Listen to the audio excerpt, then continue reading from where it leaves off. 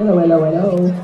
Just wanted to give everybody a heads up in case you hadn't noticed. We have a brand new concession stand, and they are offering everything you could possibly want at a football game.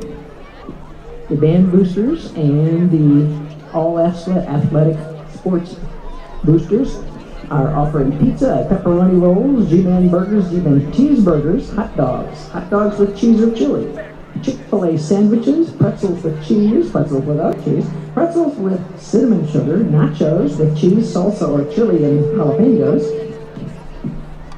There's popcorn, root beer floats, Coke, Diet Coke, Sprite, Fanta, root beer, iced tea, Powerade coffee, water, candy of all kinds, Reese's and Snickers and Hershey's and Twix and M&M's and Kit Kats. You name it, folks. Don't go. Nobody leaves here hungry. Make sure that you get something from the brand new concession stand. It's very cool. We've got quite a good crowd operating it, so don't miss out.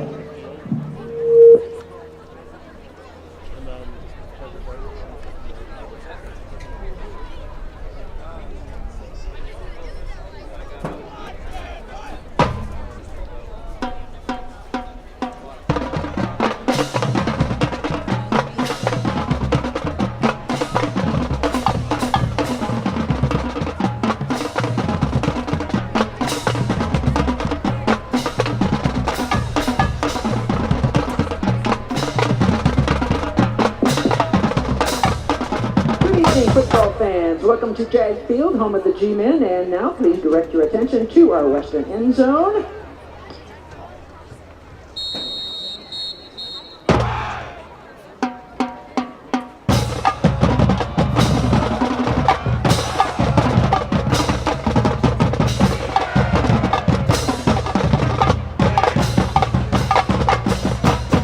Garfield High School is proud to present the Garfield's Marching Pride.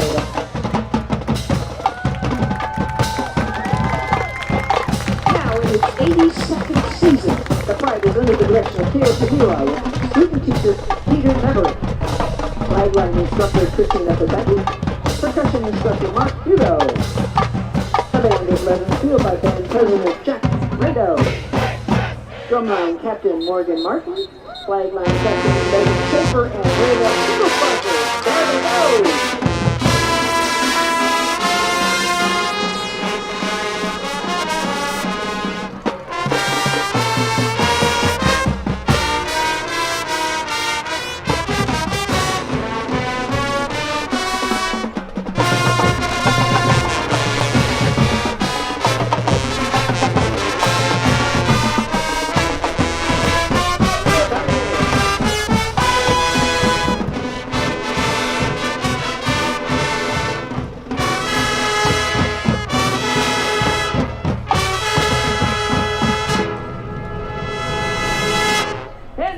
Your Jesus fight song!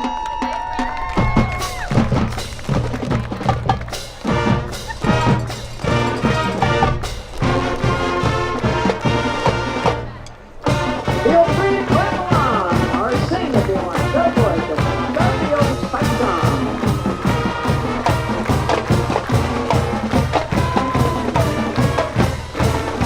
See that button down there? Come on. Let's go.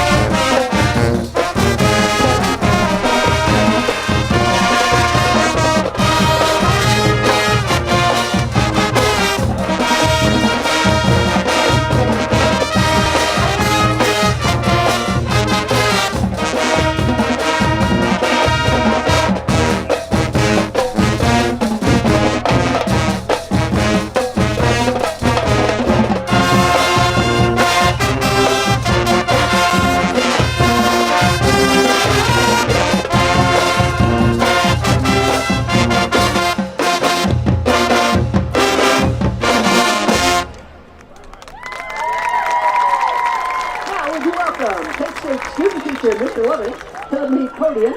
Please rise and remove your hats as the Marching Pride honors America with the playing of our national anthem, followed by the Garfield alma mater.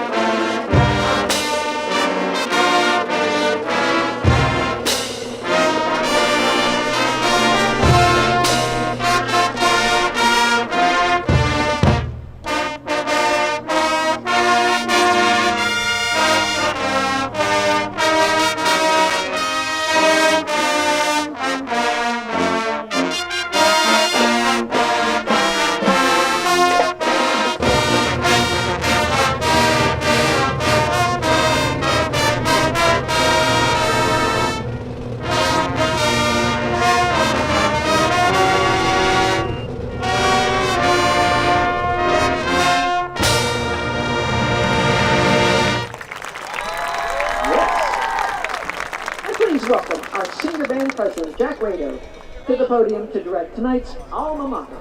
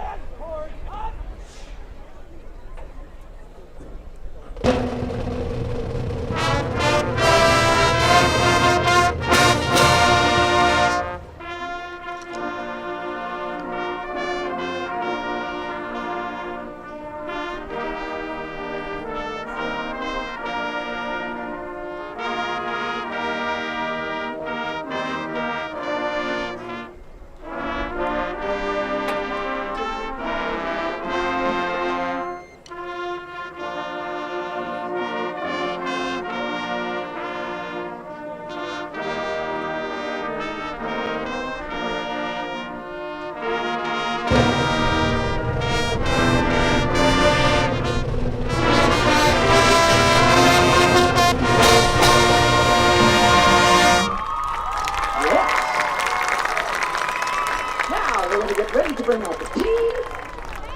We're gonna make some noise. The band is gonna form a tunnel and fire things up. Let's go, G-Men!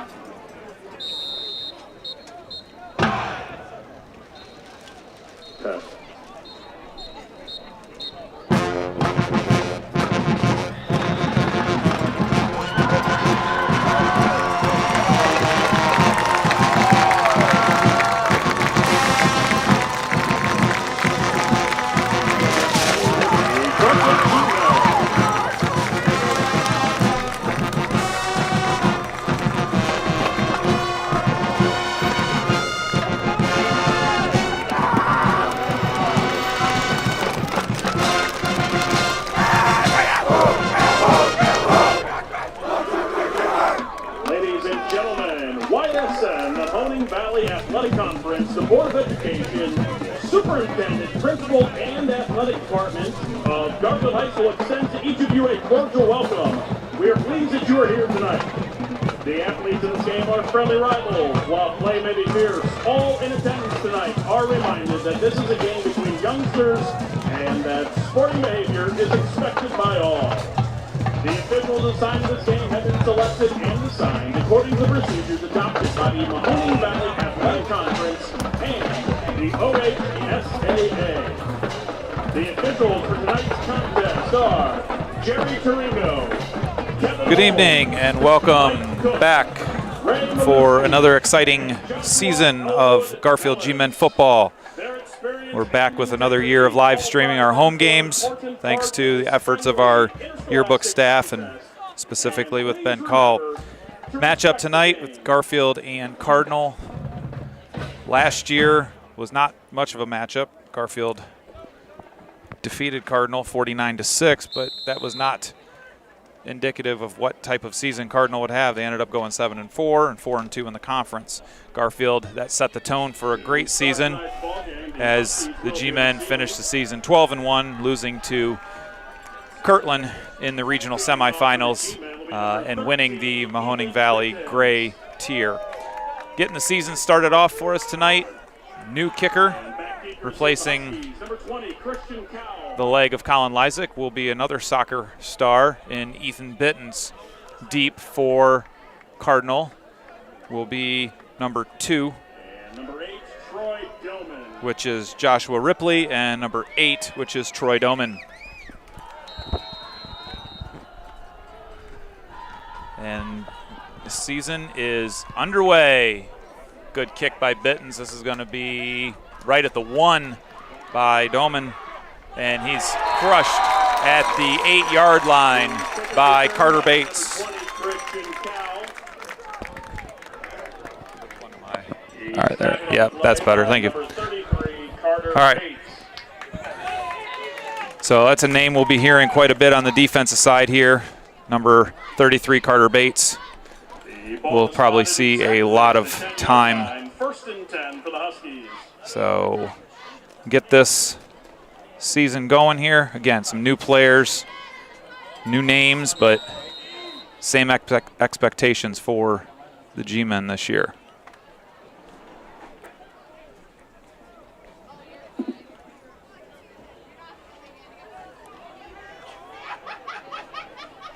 Spread formation for Cardinal. Handoff inside, goes nowhere.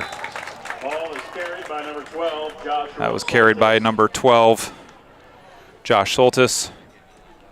He's tackled on the play by number 51, Grayson Hoover. Hard to tell the yard lines and everything tonight with the... No gain on the play. Second down and 10 for the Huskies.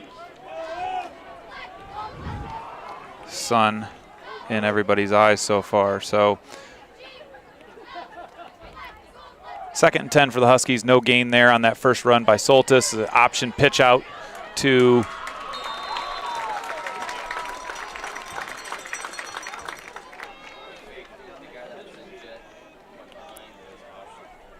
number 22 on that carry.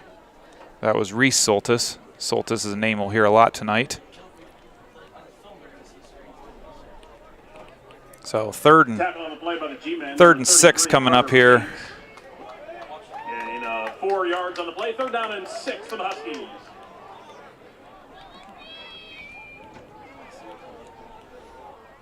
So third and 6 here.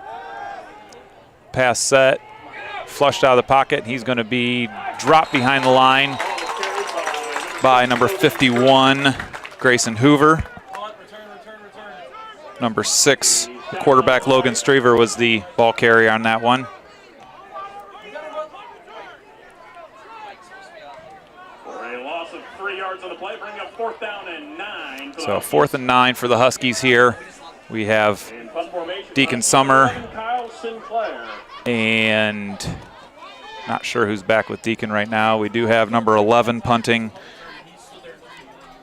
That is Kyle Sinclair. Punts it, shanks that one, but it does get a good roll, and it's going to go out about the 49-yard line. So G-Men will take over in their own territory on 49-yard in Cardinal territory at the 49-yard line. 1st and 10.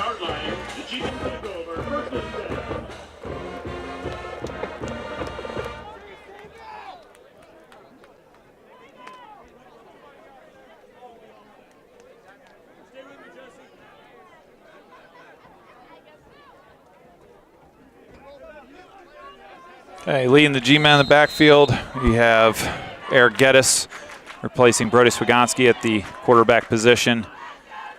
Keegan Sell is going to take the first snap, bounce it outside. Keegan's got running room. Keegan breaks it, and his first touch of the season is a G-Men touchdown. Keegan Sell, 49-yard touchdown. G-Men up 6-0 with 9:38 to go here in the opening quarter. Just like that, the G-Men have not lost any of that explosiveness. Bittens will come out to attempt the extra point. So one play, one touch, 49-yard touchdown. So new position for Sell. He was a little bit more of a blocking back last year. This year he's going to be able to touch the ball after losing All-State Anthony Dema. Bittens' extra point is wide. So the G-Men lead stays at 6-0.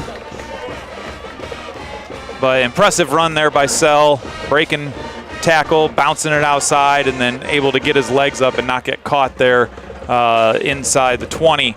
He was able to stretch that. So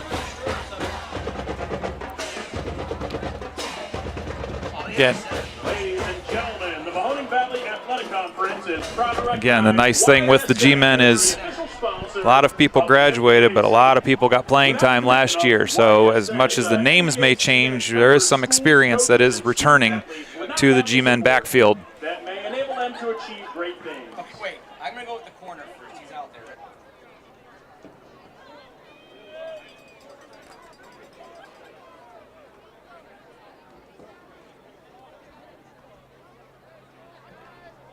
Back deep to receive the kickoff. Back deep for the Huskies, number 20, Christian Cow, and number 8, Troy Doman are back there to retrieve Bittens' kickoff here. Bittens' first kickoff drove the Huskies all the way back to the 1, so we'll see what happens here on Bittens' second high school kickoff.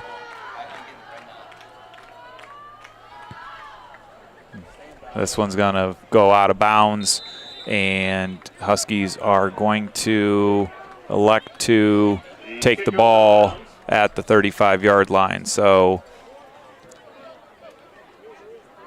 better field position for the Huskies this time, 1st and 10 at the 35 instead of 1st and 10 at their own 10. They're on sale now for $1 each or $5. See your favorite band member or band booster table to purchase your tickets. Once again, band tickets are on sale now. Yeah, I think he's outside eye. And a quarterback still for the Huskies is Logan Straver. Next to him is,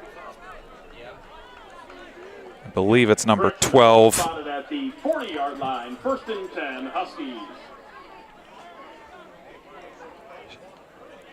Weak side guy, where? Yes.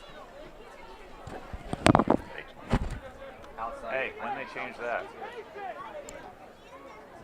He goes to 40 instead of 35. When they change that? Yeah, this isn't the NFL, coach. You're supposed to have it at the 35. False start. We got a penalty here to start after all that. He kicked it out at the 10-yard line. Penalty on the play. Yeah. A False start against the Huskies. So this will back us.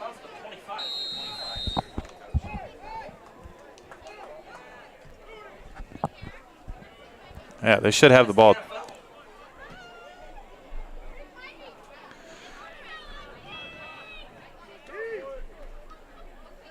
So the Huskies will start off 1st and 15 here. Back to pass, quick out there at the top, wrapped up real quick by Christian Gallagher.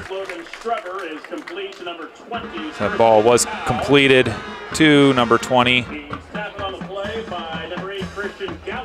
Number 20, Christian Cowell on the reception, but minimal gain. Maybe a yard. Good job by Beanie to get up there and get the tackle right away. 2nd and 14 here 9:31 to go here in the opening quarter. G-Men lead 6-0 on a 49-yard run by Keegan Sell. Extra point was no good, and that's where we stay right now. So trips down here to the bottom for the Huskies. Strever barks out signals, looks for the fade route to the top. He's got a man open, and a nice catch. Is he going to keep that, or did he drop? He dropped that right at the end. So they did catch that it did hit. But number 11, Kyle Sinclair, did get loose down the sideline. Almost a nice catch there by Sinclair. Brings up 3rd and 14 for the Huskies.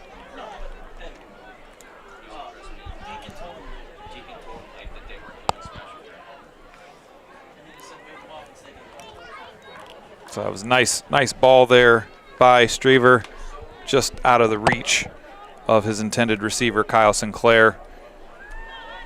So Huskies need something here. Otherwise, they're going to be getting the ball right back to the G-Men, and we know what they did with their first possession. So 3rd and 14 here. Motion.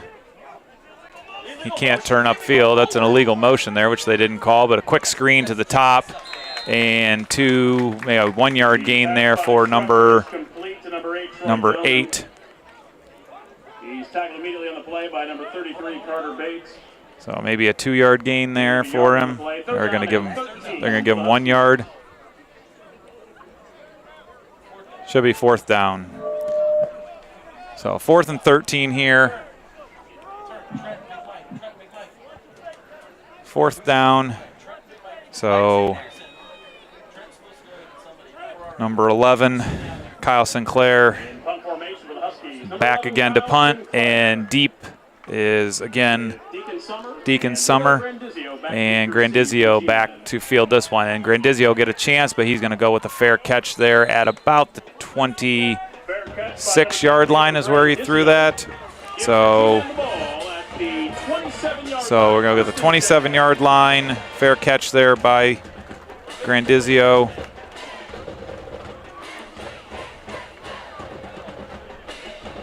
So no return. G-Men will take the ball. 1st and 10 at their own 27. 8:32 to go here in the opening quarter. Hard to improve off that first drive, other than the fact you can get more yards if you hand it off now. G-Men with that opening run by Keegan Sell, 49 yards for a touchdown. So in the backfield again, we have Jesse Grace, Keegan Sell.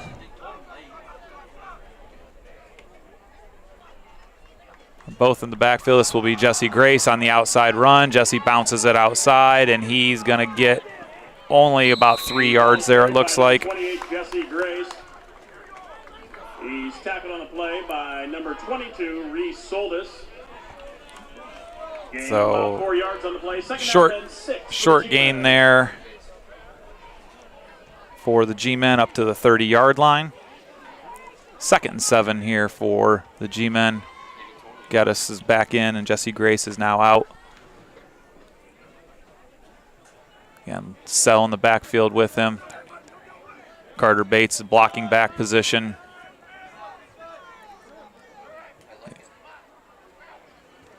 Again, Keegan going to bounce it outside again.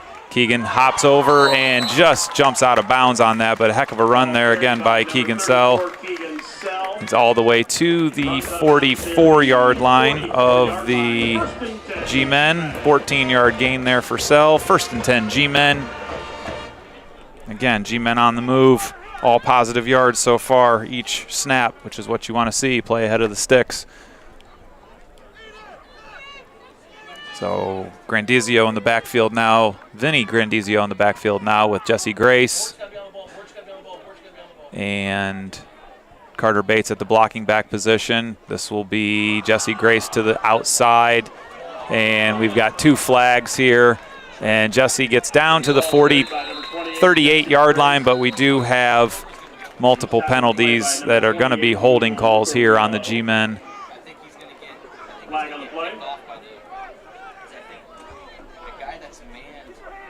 On the X is the corner. So we'll see where they're going to take this one from. Looks like they've got the one from about the 42-yard line.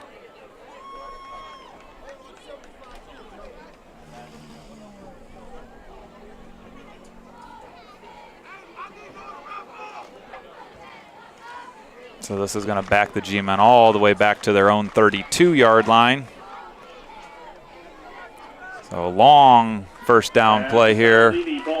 So got 30.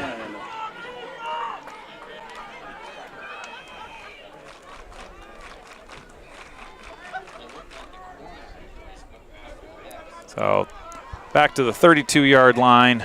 7:15 to go here. 1st and 22 for the G-Men. Geddes with the ball. He's going to throw it. He's got wide open Deacon Summer up the sideline. Deacon's got a first down. He's out of bounds inside Cardinal territory. He's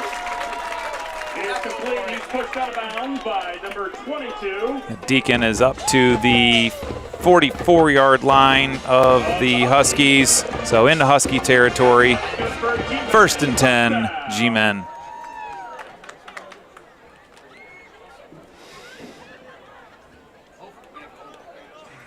So 1st and 10 G-Men at the Husky 44-yard line. 7 minutes to go here in the opening quarter.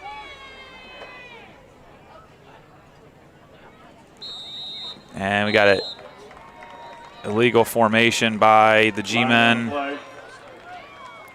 So legal formation by the G-Men. 5-yard penalty.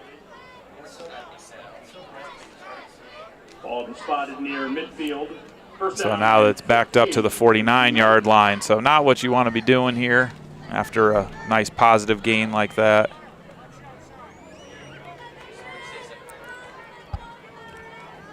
Again, some new people in some new places tonight. Probably new views of the ball. Not totally sure where they're supposed to be lined up yet in game action. So 1st and 15 for the G-Men from the Husky 49-yard line.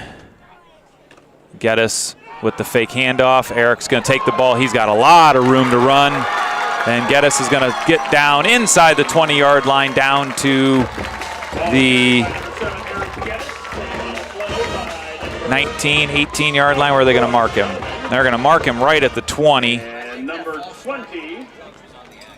going to mark him at the 20. 1st and 10 G-Men. Clock's rolling, 6:50 to go. Big burst there by Geddes for 29 yards. So he pops out. Sell back in with Jesse Grace, Carter Bates in the backfield as well.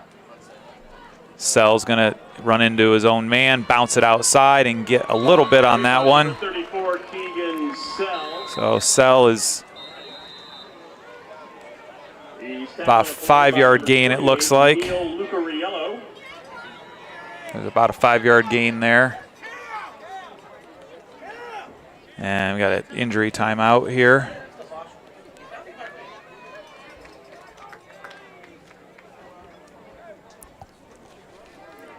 So I got a quick injury timeout here for a player. Get out.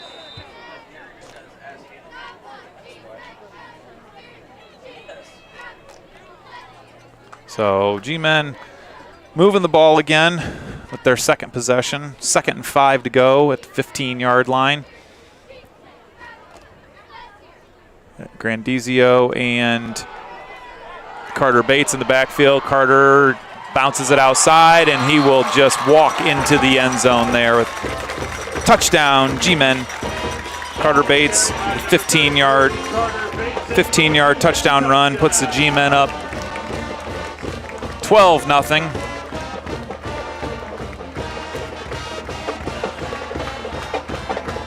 With the extra point coming from Ethan Bittens. Yeah, his first one he pushed to the right. Let's see if he can get his foot around this one.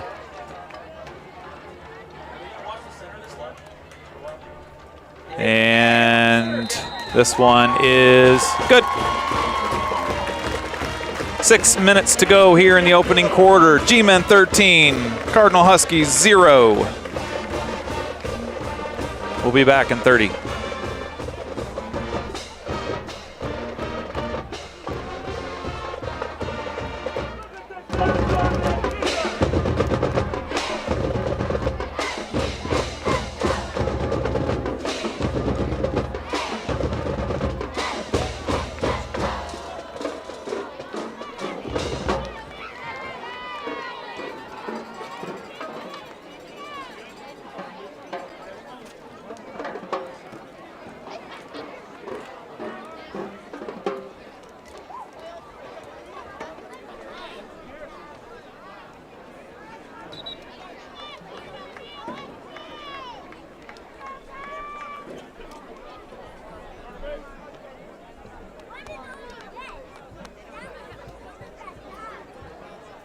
Varsity to receive the kickoff for the Huskies. Number 8, Troy Dillman, and number 20, Christian Cow. And kicking off for the G-Men, number 13, Ethan Bittens.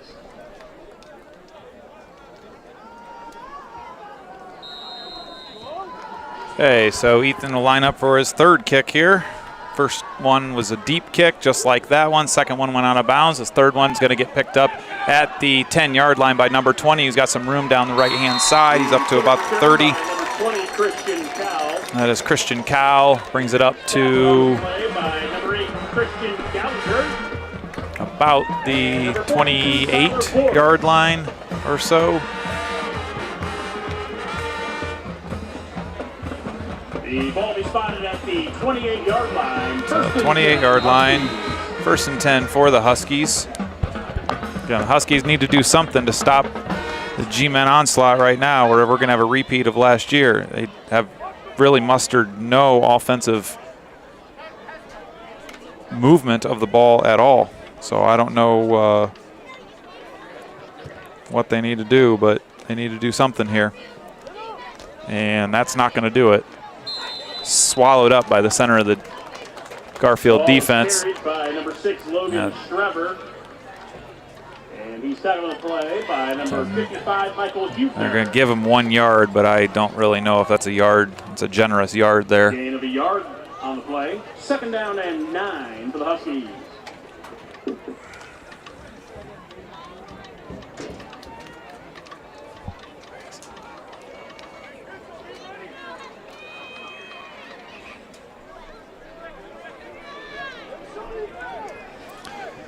Second and 9 here.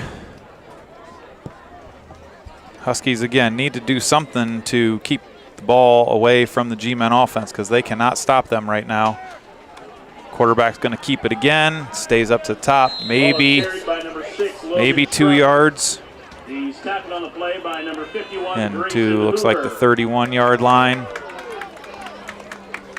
Gain of about 2 yards. And the one thing this little movement of the ball is doing is at least keeping the ball away from the G-Men because they sure can't stop them right now.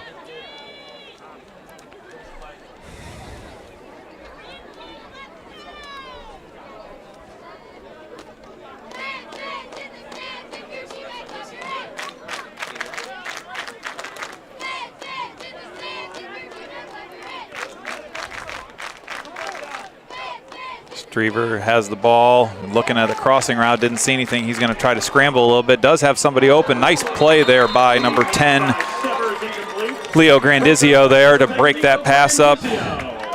Incomplete. Had a nice attempt there. That brings up 4th down for the Huskies. So again, the Huskies are 3 and out and have to give the ball right back to this potent G-Men offense, who are so far 2 for 2 with their scoring drive. So number 11, Kyle Sinclair, and we have Leo Grandizio and Deacon Summer both deep to receive this punt. Nice high punt there. Leo's got that. He falls down and he muffed that punt. He touched it though. I think the Cardinal player did dive on it. And I think Cardinal is going to get this, and Cardinal is going to get the football as Leo misjudged that punt. And near the 27-yard line. It'll be 1st and 10 for the Huskies. It looks like the person who recovered the fumble is going to be the one who is injured. Not sure who that was, but yeah, Leo definitely misjudged that punt, and unfortunately for the G-Men, they're going to give the Huskies the ball in great field position. So we'll be back here once we get this situation taken care of.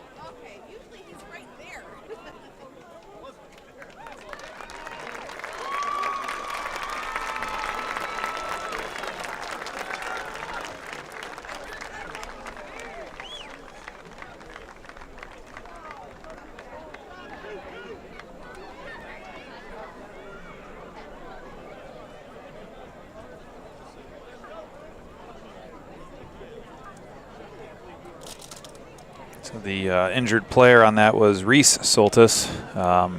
Definitely the one that came sliding in as the ball got loose.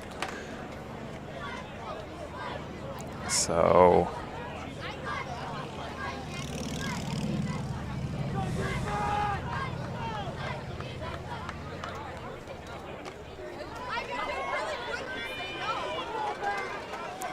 Cardinal will have the ball now, 1st and 10 at the G-Men 28-yard line, trailing 13-0, but this is best opportunity they've had to score at this point. So we'll see what the Huskies try here. They're going to try to go up top right away. Crossing route to number 11 there. Nice pass. He's going to cross and he's going to score. That is number 11, Kyle Sinclair, with that crossing route. And one of the things you definitely want to do as an offensive coordinator is on a turnover, you want to go right away while that team is in panic mode, trying to get things figured out. You want to try to attack them, and that's exactly what Cardinal did, scoring on a 28-yard hookup from Logan Strever to Kyle Sinclair. And number 5, Landon Gallagher, is going to come out to attempt this extra point and cut into the G-Men lead. Fumbled the snap, scrambling around, and that's going to go nowhere as number 7 on the failed attempt there.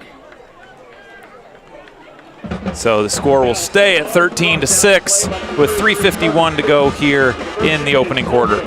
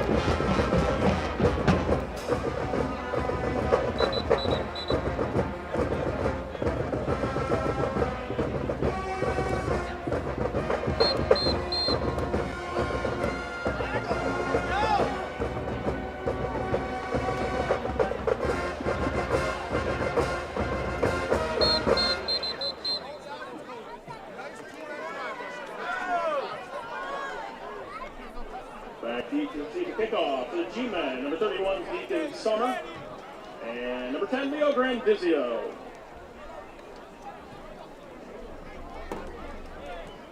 Kicking off for the Huskies will be number 5, Landon Gallagher. Okay, after that turnover, G-Men give up a 28-yard touchdown pass.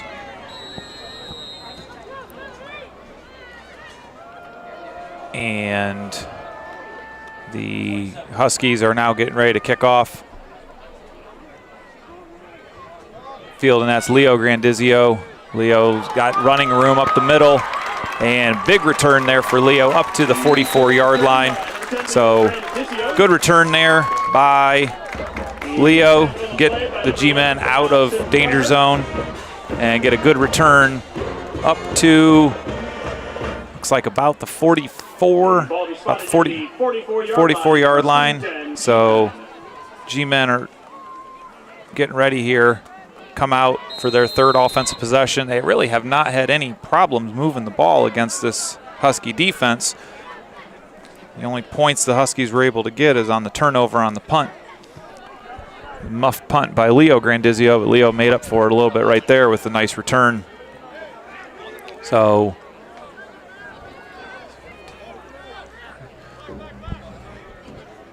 we got Geddes and Sell in the backfield. Carter Bates at the blocking back. It's going to be Geddes with the ball. Geddes is going to look to run, and he's going to get about 2 yards. About 2 yards there by Geddes. Ball is carried by number 7, Eric Geddes. So, again, this is an offense that now teams are starting to see, or at least have seen from the G-Men for the last several years, and so there's a lot more film out there, but it's still not the easiest to defend because there's a lot of bodies in the way before you can get to that ball carrier. So clock's rolling. Long first quarter here. This was going on almost 30 minutes in this first quarter. Jesse Grace in the backfield. And a botched snap there. Sell's just going to have to fall on that all the way back at the 35-yard line. So he's going to have to fall on that one back at the 35, 36-yard line. That's going to really put the G-Men back 3rd and 18 here. 2:44 to go in the opening quarter. G-Men lead 13-6. So momentum of the G-Men's kind of wilted a little bit from the early 2 possessions. That turnovers really kind of changed things. Geddes and Grace in the backfield. Summers and Grandizio down here. And it looks like Cardinal's going to be calling timeout. And the Huskies are going to burn one of their timeouts here to discuss this crucial 3rd down play. So 2:23 to go here in the opening quarter. G-Men lead 13-6.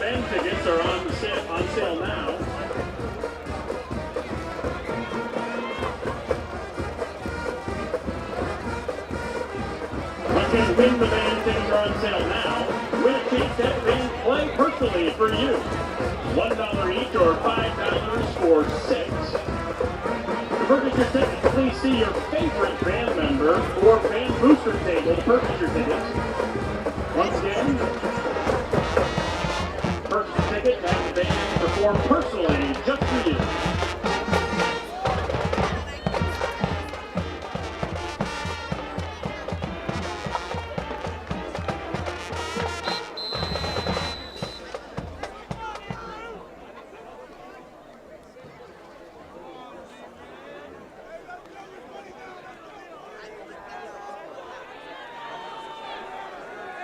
So crucial 3rd down here for the G-Men. G-Men going with more of a spread formation.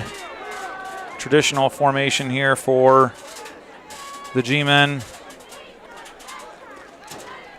Or in this case, a non-traditional formation for the G-Men. Twins to the top and bottom. Geddes in the back. Do have Sell kind of tucked away up in the front. Might want to watch a screen with Keegan. Tunnel screen and go. Leo is going to make the catch all the way down at the 32-yard line. Good throw by Geddes. Great catch there by Leo Grandizio. Puts the ball all the way down at the Husky 32-yard line. But we have a something coming on here. We got a hat off, which means somebody went out of bounds. So that play might not stand here after all is said and done. Or we have sideline warning. So illegal touching. So we had an illegal touching there. So it's an illegal touching there. It's a loss of down. Or no, they're going to no play. Did that down count? Well, so it's a redo of the same play. This makes no sense. Shouldn't be 3rd down still.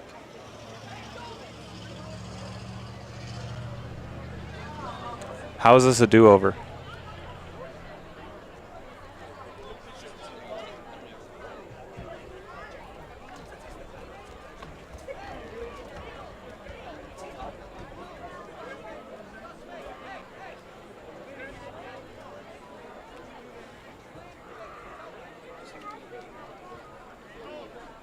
Okay, illegal touching is 5 yards with a loss of down. Yeah, illegal touching is 5 yards and loss of down. So the ball should be at the 30-yard line, and it should be 4th down.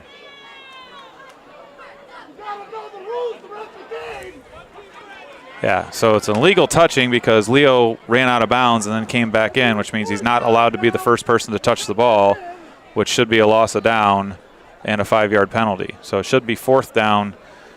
The G-Men should have it 4th down at the 31-yard line.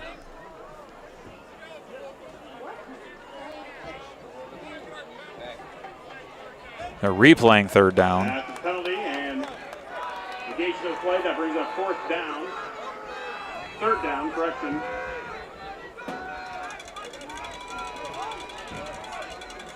All right, so apparently it's not a loss of down here. It's going to be a 3rd down and 23. So there's a new one for you. So empty backfield here. Geddes back by himself. And he is going to throw this one out of bounds. So after all that, really didn't matter. So brings up a 4th down for the G-Men. 4th and 23. So big hold by the Huskies there to get the G-Men their first punting situation. Back to punt is Ethan Bittens. Back to receive the punt is number 20, Christian Cowell. So we'll see what Ethan can do in his first high school punt. Again, just taking off the soccer team to come and kick for the G-Men. We have another timeout here. So we have another timeout here. Cardinals burn their second timeout with 2:09 to go. 2:09 to go here in this opening quarter. Probably one of the longest first quarters we've had in a while. Game did start at 7. So we've had a couple oddities here. We've had a muff punt. We've had an illegal touching. My receiver ran out of bounds. We've had an injury timeout. We've had quite a bit of action, which has led to an extremely long first quarter. Just a reminder, G-Men will be back in action next Friday at Cortland Lakeview, 7 o'clock kickoff. But they will be away and then home the following week against Warren JFK until they go out on their long road trips of 3 in a row on the road after that. So away next week, home the following, and then away for 3 in a row.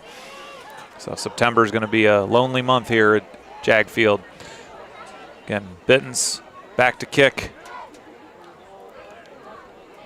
And Cowell back to receive. Ethan's nice punt.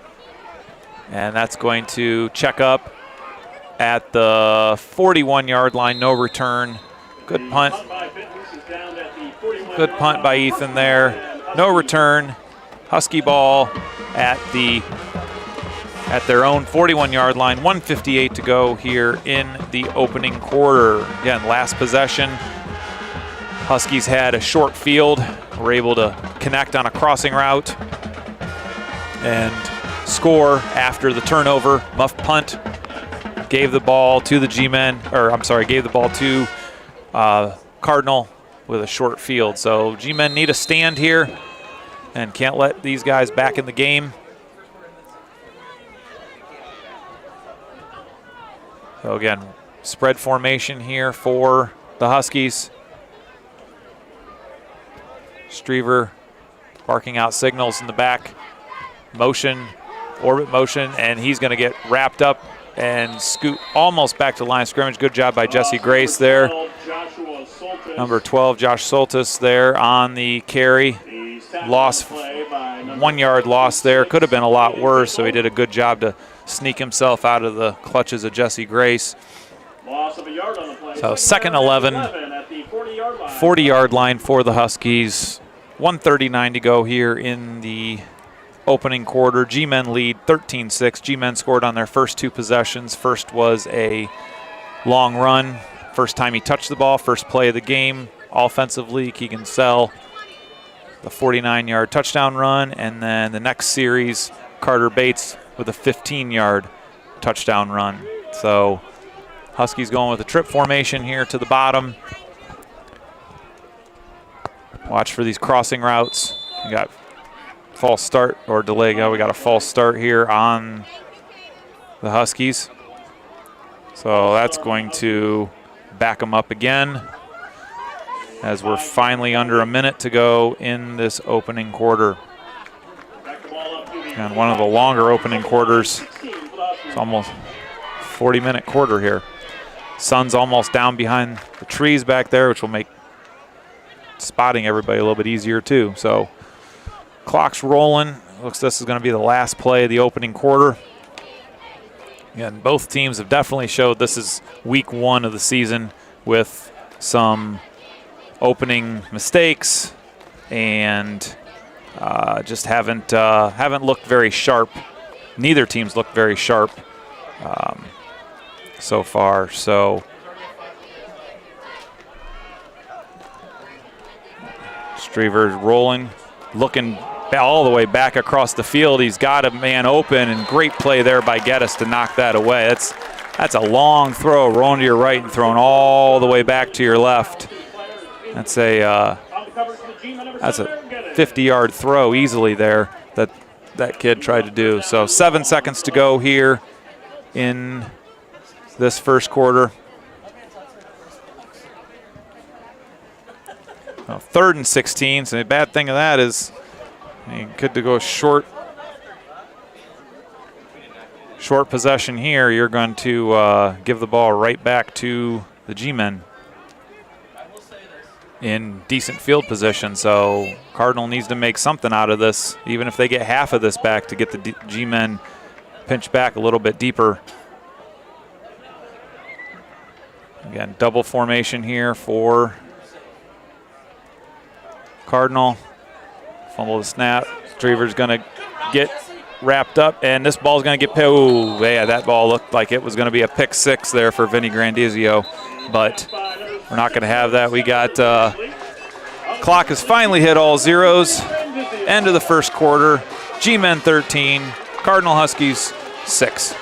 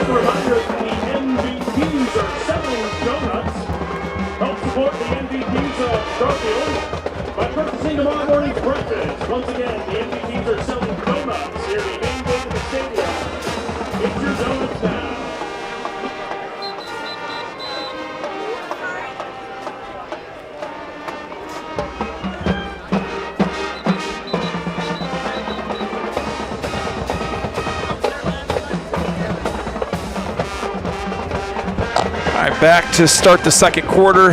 G-Men lead 13-6. Just had a 3rd down hold there by the defense, giving the offense a chance to get the ball back in some some plus territory here. So we got number 11, Kyle Sinclair, back to punt for, I believe, the 5th time already this evening. And we have Deacon Summer and Leo Grandizio back. So Sinclair with the punt, and this is going to be a short hop, and Deacon decides to let it go, and he loses about 15 yards with that decision. So punt all the way back to the 21-yard line. No return there. It's one of the things we want to make sure that you field those punts when you get the opportunity. So 1st and 10 for the G-Men at their own 21-yard line, leading 13-6 as we start the second quarter from JAG Field. Beautiful night for opening weekend of high school football. Several area teams opened up last night. Most open up tonight, a few open up tomorrow. But doesn't get much better than August high school football in Ohio. And that ball goes right through Carter Bates' hands. Carter's sprinting around back there. He's going to be dropped for a huge loss. The ball is carried by number 33, Carter Bates. All the way back to by number 11, Kyle Sinclair. a 9-yard line. Also the play from the G-Men will bring up second down and long. It's all the way back. Looks like maybe even the 8-yard line that he lost it. 9-yard line. Yeah, it looks like 9-yard line. So not the way that the G-Men want to be starting this second quarter possession here. Second long here. Geddes fakes the ball to Deacon, and this one is 28 Jesse Grace on the power run there right up the middle. Just try to get the G-Men some breathing room out of that. Gets all the way up to, looks like the 17-yard line. 18-yard line.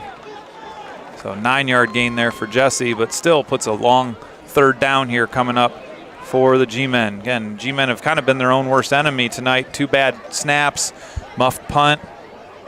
Definitely looks like a week 1. Got a false start. So again, G-Men are really falling apart here on this opening possession of the second quarter. Back them up 5 more yards. So 3rd and 18. Ball's going to be pushed back to their own 13-yard line. G-Men just need to get out of their own way right now.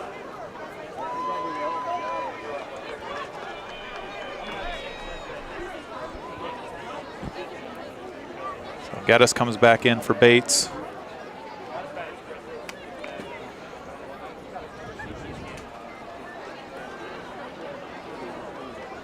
Third and we're calling it 18 from about the 13-yard line. Geddes with the ball. He's going to take it around the left side. He's got some blockers out there, and he's going to only get a couple yards there till he's hammered at the end there. Looks like he gets to about the 16-yard line. Tackled by Huskies. So it looks like he got to, looks like the 16-yard line, so only a gain of 3 there. About 2 yards on the play. That brings up 4th down and long. So 4th and 15 here for the G-Men. And back deep to receive the Huskies, number 20, Christian Powell. Bitten's back to punt. And 2 people back to receive right now. Number 20, that would be Kyle, and number 28, who is Neil Sario. Bitten's semi-roll, good kick there. And again, no return. So good punt there by Ethan, getting the ball out of danger all the way down to the Husky 37-yard line. Now they're going to call it a 38-yard line. So good job by Ethan just getting that ball out of there, and good roll there at the end too. So Huskies kind of trading punches right now with the G-Men, but nobody's, everybody's just kind of like a fighter, just body blows right now. Nobody's really doing much, just kind of feeling each other out in the ring. So we'll see what the Huskies have here for their first possession of the second quarter. The G-Men possession was not one of their better possessions.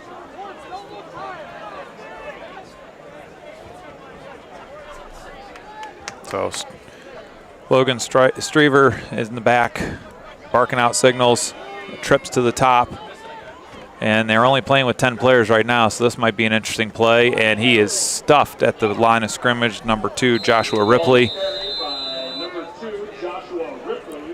So an illegal formation here is going to be against the Huskies because they're trying to play football with 10 guys, and you need 11. And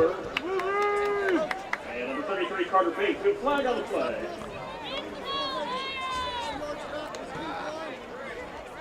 So we'll see what we want to do here. We want to take the penalty or take the play. The play went nowhere.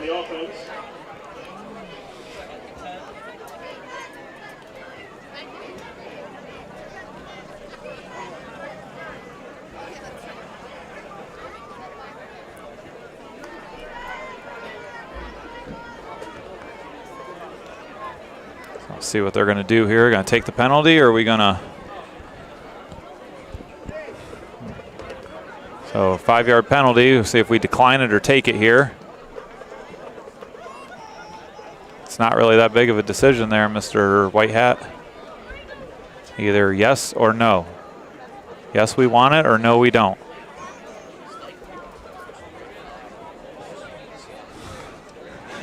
Well, just to remember, it's everybody's first game tonight, I guess, because the officials haven't figured their situation out either, because it's a 5-yard penalty. If you take it, it's 5 yards back. If not, it's right there where it is. So we're going to decline it and take the down. We're going to decline it and take the down. So 2nd and 10 now after all that. Now the Huskies have 11 players out there, so it's not going to be an illegal formation. Do need a different signal between a legal formation and false start. We got a false start here now on the Huskies. So let's see, the first quarter took us 42 minutes. Let's see what we get on the second quarter, because after this beginning here, penalty-wise, we might be pushing.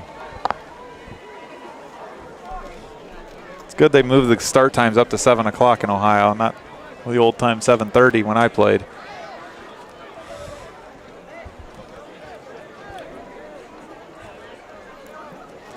So after all this, 2nd and 15. 8:05 to go here in the second quarter. G-Men lead 13-6. Huskies are in a doubles formation, drop the snap, and this is going to be a quarterback Strever right up the middle, and he's about 6 yards there. So a good run.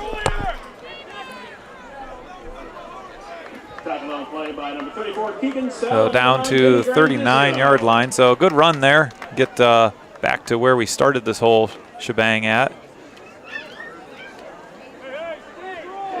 So we're going to call this 3rd and 9.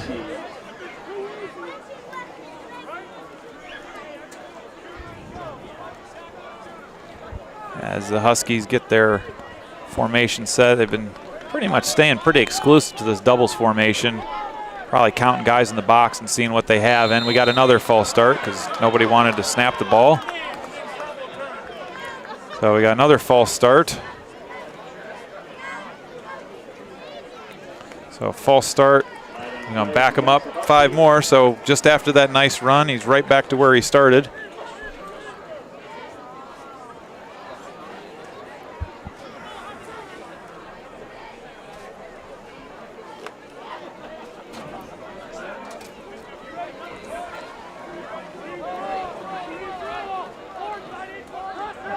So 3rd and 14 to go. Huskies trying to get their stuff together. All right, a little tunnel screen there to number 11, Kyle Sinclair. And he gets up to about the 41-yard line where everything started before all the penalties started.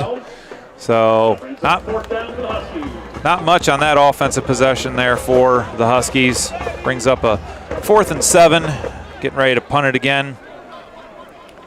And the G-Men need to take advantage of getting these stops and flip the field a little bit on the Huskies. Receive the punt for the G-Men, number 10, Leo Grandizio. So Leo Grandizio back. They brought Deacon up now as an up back. Sinclair's back to punt. Legs probably getting tired from all this. And this one is going to be, no, it's not going to be fielded again, and we're going to lose another 15 yards on that. So back to about the 10-yard line, no return. 1st and 10, G-Men when we come back, leading 13-6.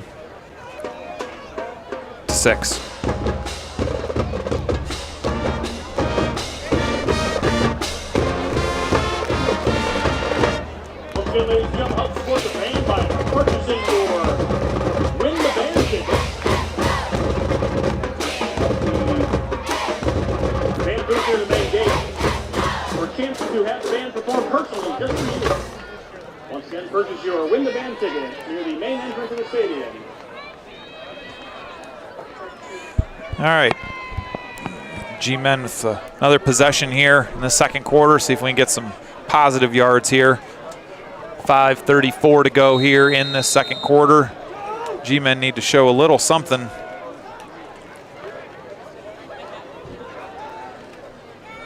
And it's going to be Geddes with the ball right up the middle. He's going to get to about the 18-yard line.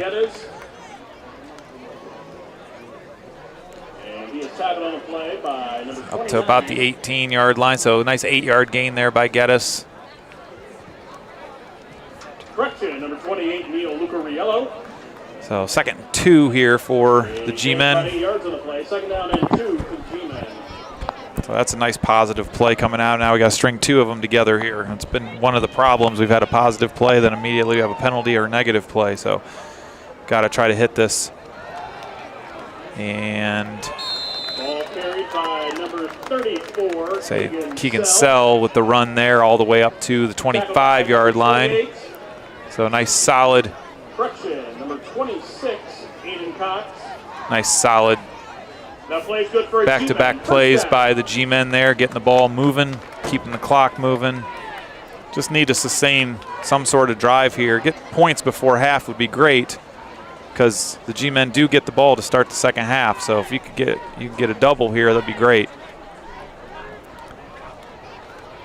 Geddes drop back to pass. He's got Leo, just barely overthrows Leo at the 50-yard line. That's the nice thing with this offense, is if the running game gets going and those linebackers and safeties start coming up on the run, there's nobody deep. So just have to kind of, you got to read your keys and you got to hold your ground there. So 2nd and 10 for the G-Men after that incomplete pass. Again, the G-Men really have been their own worst enemy. Cardinal really hasn't done much defensively to stop them. Sell in the backfield with Jesse Grace. Keegan's going to take the ball. He's going to run it around the left side. He's going to get across the 35 to about the 37-yard line. So good run there by Keegan. So a nice 12-yard gain. That play's good for G-Men. First down. So 1st and 10 at looks like about the 37-yard line. As we approach 4 minutes to go here in the opening half. G-Men lead 13-6, scoring on their first 2 possessions of the night. Cardinals scored after a turnover on a muff punt by the G-Men on a 30-yard pass. Geddes, he's got to scramble around. Geddes going to pull it down. He's going to run out of bounds. So Geddes is going to run out of bounds, looks like at the 45-yard line. So a nice little scramble there by Eric. He's pushed out of bounds by number 11, Kyle Sinclair. So I'll bring up a 2nd and 2. And the flip in the field there, flipping the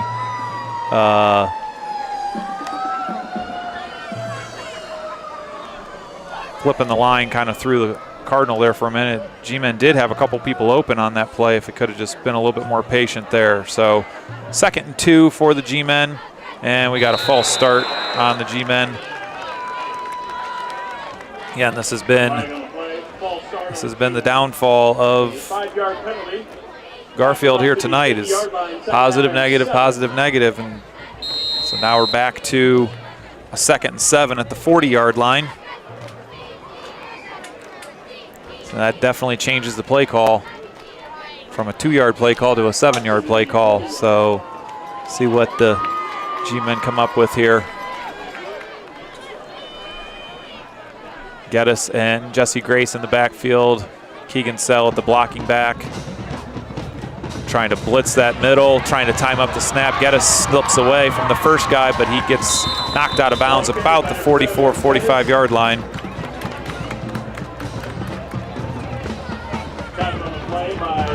Like we're going to call him out at the 45-yard line. So back to where we were prior to the penalty. 3:10 to go here, just short of the 45-yard line. So we're going to call this a long two here for the G-Men. 3rd and 2. Need this. Stay on the field. Jesse Grace around the left side. He's going to be able to elude the first guy, and he's going to be just short. He's going to be just short of the line to make. It's like he's going to get a yard. So we're going to have a 4th down here. Decision time for the G-Men coaching staff. So we're about the 46-yard line. Need to get to the 47. Looks like about 2 footballs or length of a football from here, depending. G-Men are going to go for it. Offense stays on the field. Clock approaches 2 minutes to go. Big stop here for the Huskies, or a big conversion for the G-Men is what we're looking at. One or the other.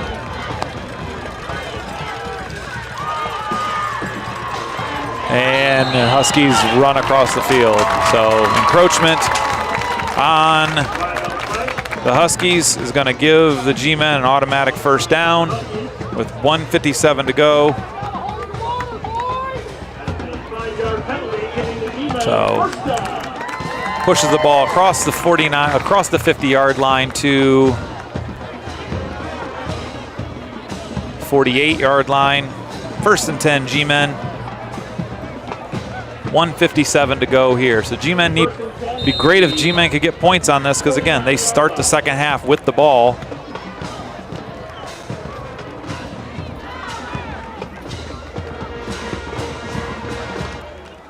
And Jesse bobbles that, and unfortunately, it might work out well for him, but he's only able to get about 3 yards there.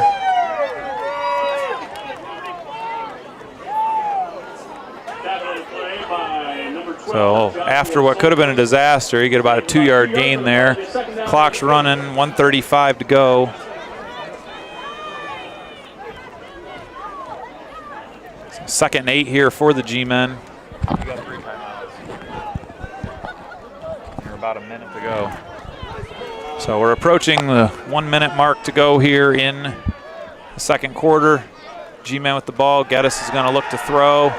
He's under a lot of pressure, and that ball is going to be just missed by Deacon Summer. So this is a big hold here for the Huskies if they can. 1:08 to go here and again, the G-Men do start the second half with the ball. They kick to start the game, so if they can get a double scoring opportunities here. Yeah, 2 for 1. So 3rd and 8 from the 46-yard line. G-Men lead 13-6 here.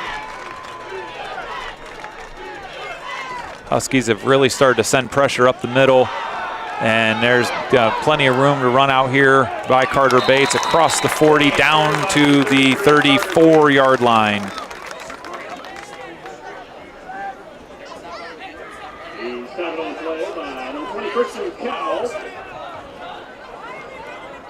So 55 seconds to go here. Let's go, we gotta go.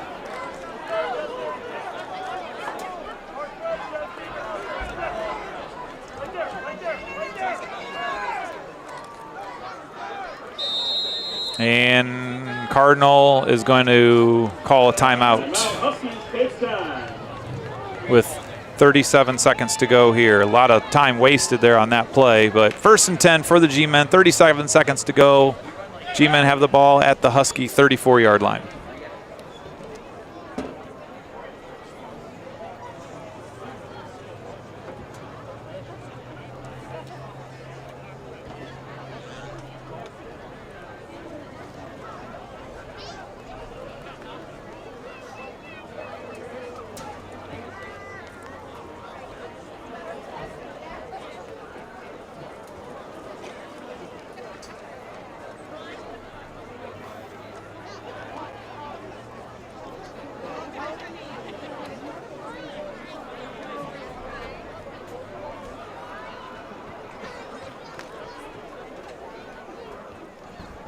So after that Husky timeout, they are out. G-Men still have all three with 37 seconds to go, so the long ball is still in play. Any passing play is still in play if they want to do it, but we know that's not in the realm of what the G-Men offense has been the last couple years. It's been ground and pound. So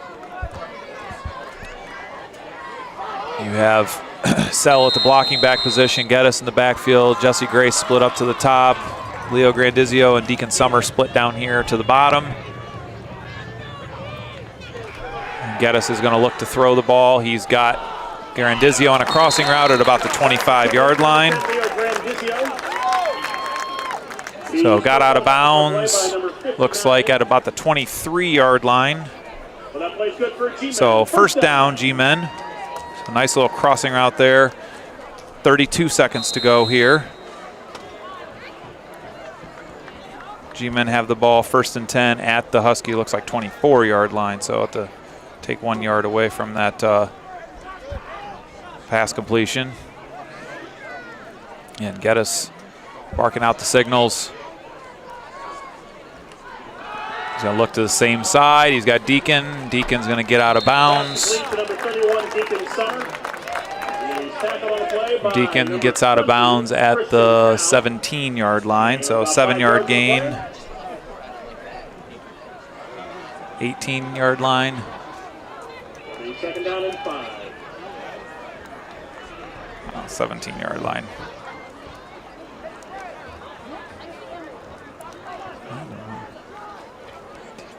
17-yard line.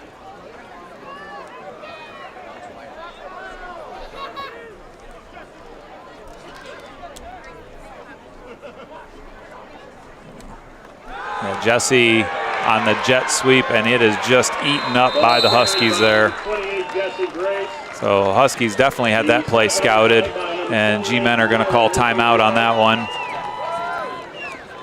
So losing yardage all the way back to, looks like the 23, 24-yard line, 23-yard line. So 3rd and 9, 21 seconds to go. Timeout, G-Men. 3rd and 9 at the 23-yard line. Again, you do have a kicker. Inexperienced he is. He does have a good leg, so that is an opportunity there for him to get that, but you have 3rd and 9 with 2 timeouts, 21 seconds to go. You can still run the ball.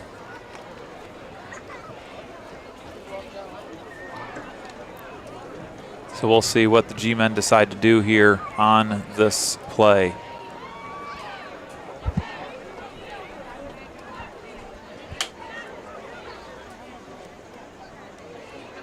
Again, that's one of the few big stops the Huskies have made tonight. A lot of the stops have been through penalties. That was, they just kind of shot the gap and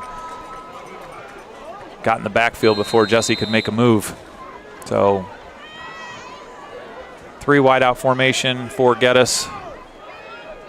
Look at him coming down here to Grandizio. No, we're going to screen pass to Sell.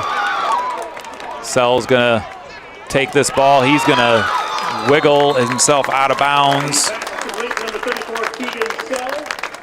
at the 6-yard line.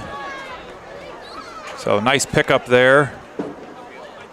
On the 7-yard line, 6-yard line with 12 seconds to go. First and goal at the 6-yard line, 2 timeouts, 12 seconds to go.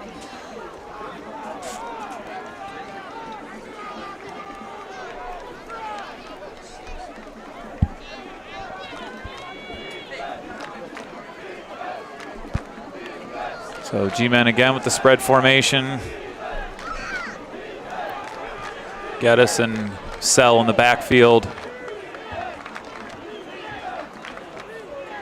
Empty backfield. Geddes has got the ball.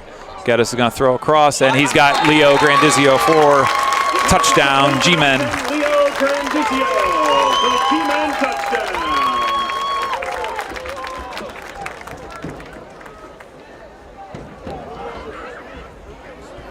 So crossing route there, Geddes to Grandizio.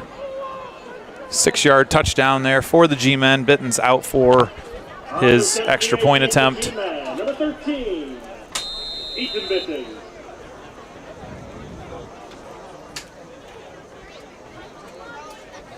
Bitten's kick is up and blocked. So 0 for 2 tonight for Ethan. Block and a shank. So 1 for 3, I should say. So score stays at 19-6. G-Men lead here with 8 seconds to go before half.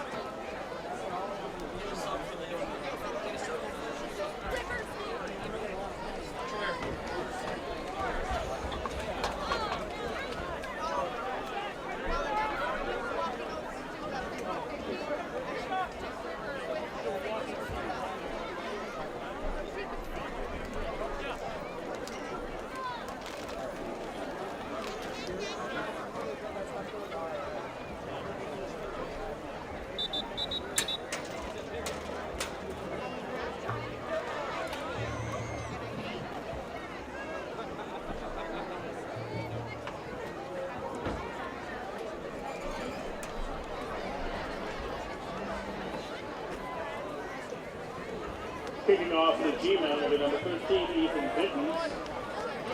Back deep to receive, the Huskies. Number 20, Christian Lucow.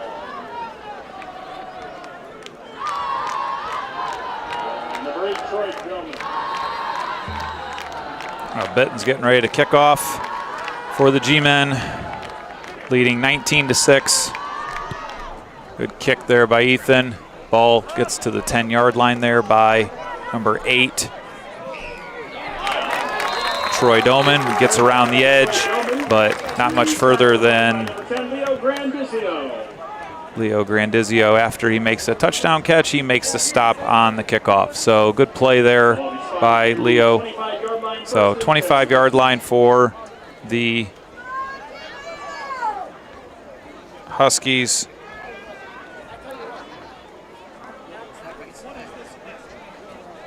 With 2 seconds to go, 2.8 to be precise. First down for the Huskies. So really, the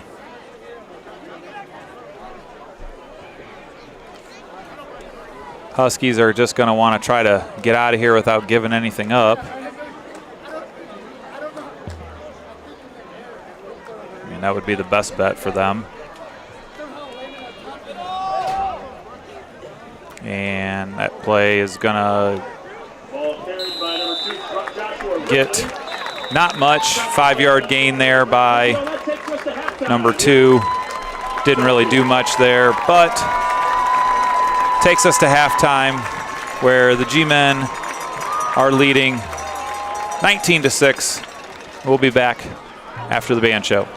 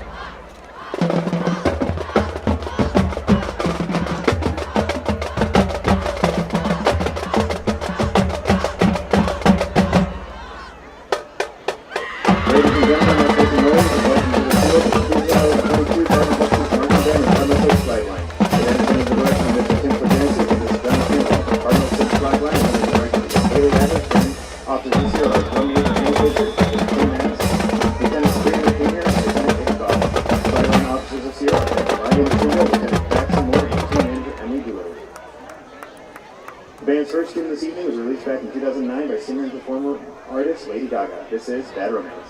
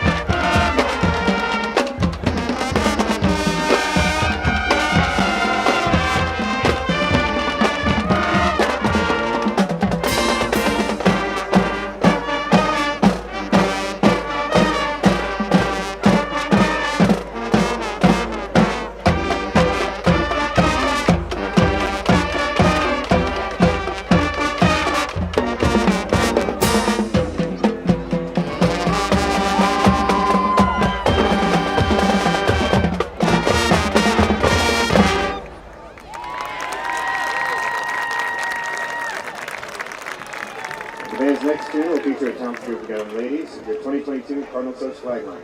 Released back in 2003 by American singer Britney Spears, this is Tots.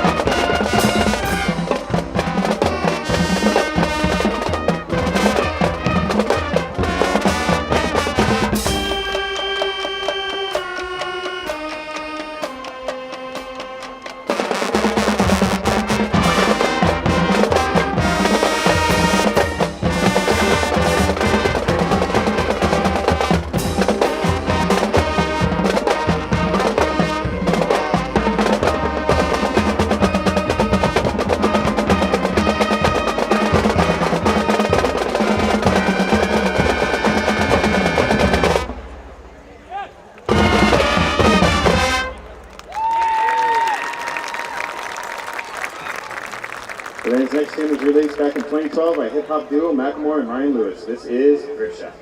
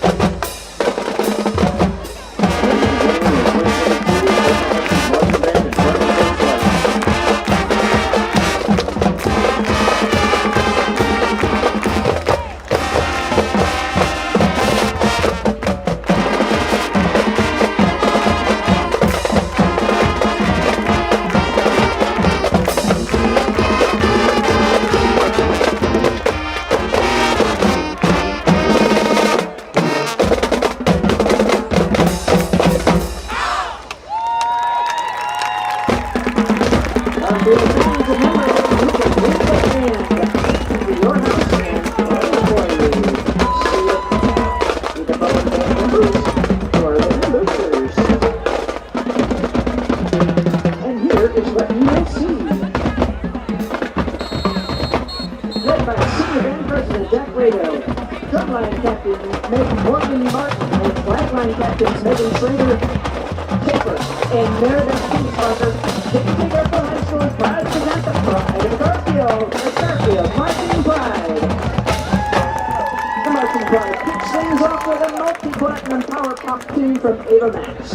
In the honor of Garfield's finest xylophone soloist and undisputed chess club champion, Mr. Bartz, here is Kings and Queens.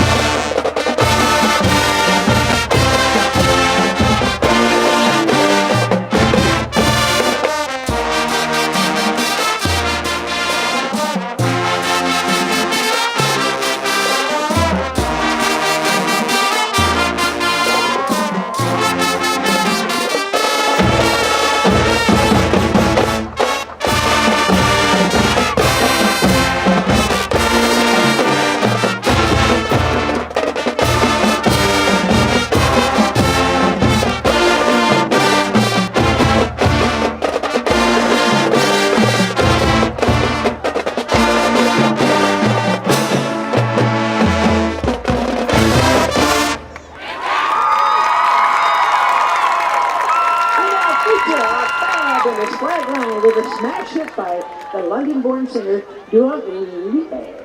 Here is Break My Heart.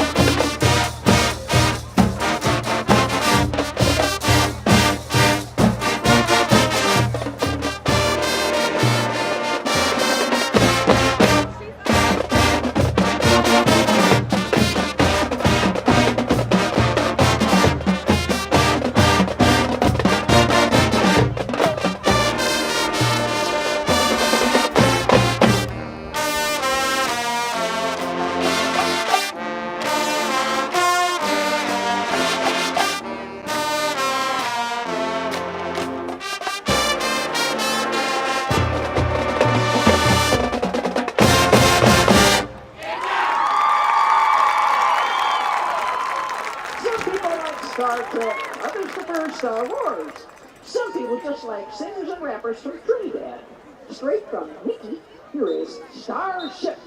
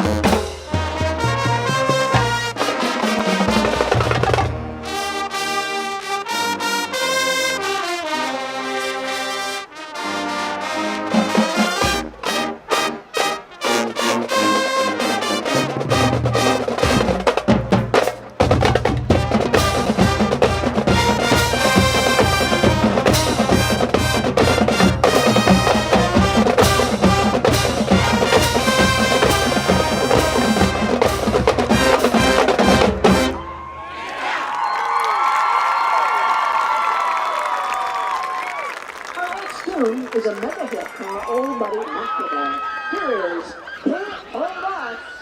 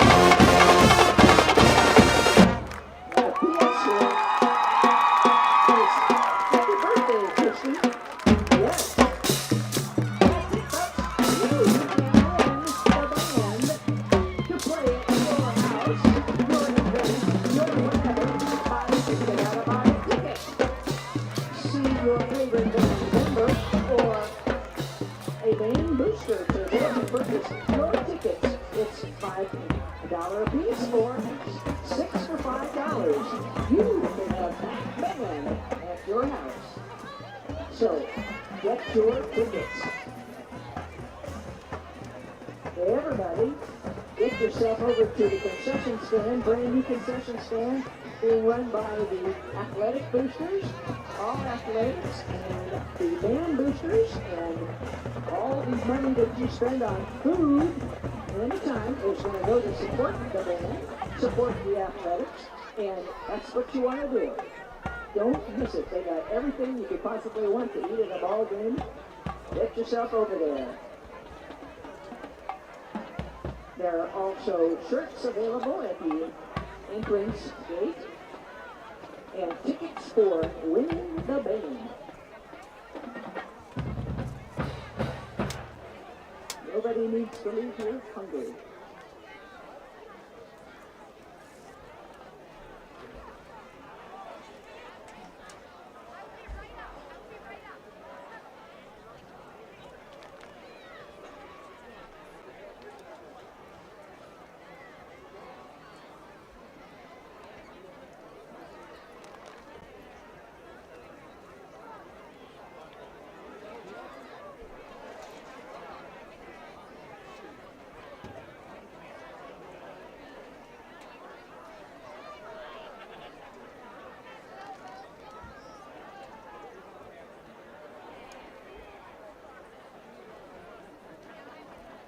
And just in case anybody is interested, we also have brand new restroom facilities. located in behind the concession stand. So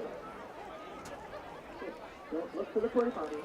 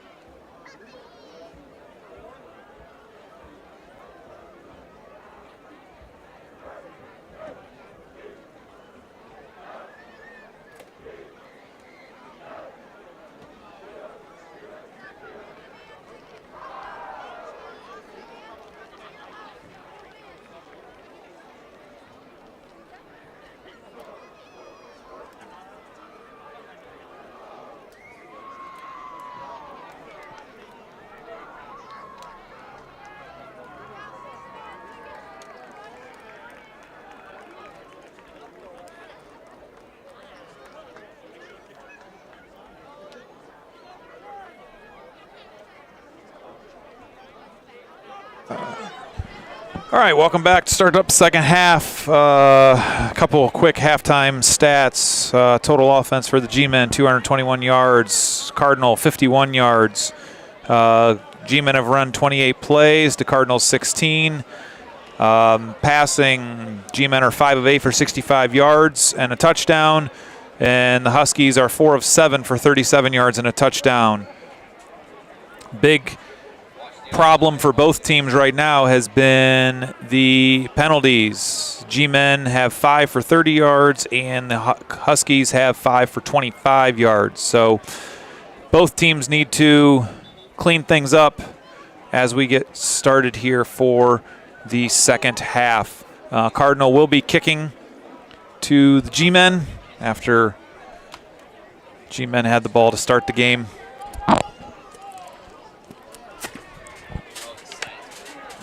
So get things underway here. Number 5, Landon Gallagher is be kicking to Leo Grandizio, and number 31, Deacon Summer. So we'll get this second half underway here. And short kick. This is going to hit at the 20 and be taken by Leo at the 20-yard line. And not much more than that. So Leo got it to the 20. And he got it up to, what about, where are we at? 25, 24.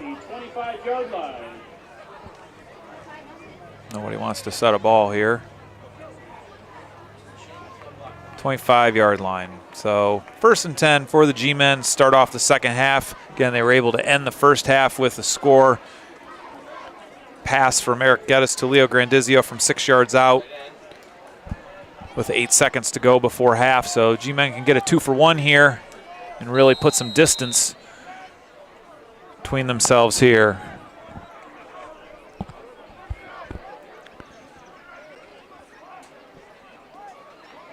And this is Carter Bates with the ball, carrying around the outside. Good pickup there on first down by Carter.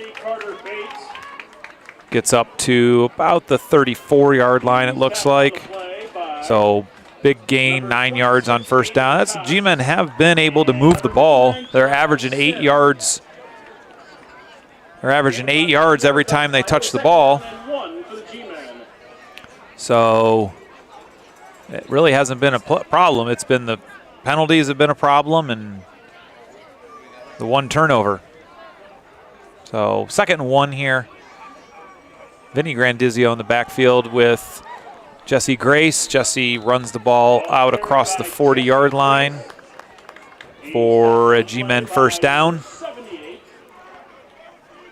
So G-Men just getting back to old power football here, moving the ball, moving the chains.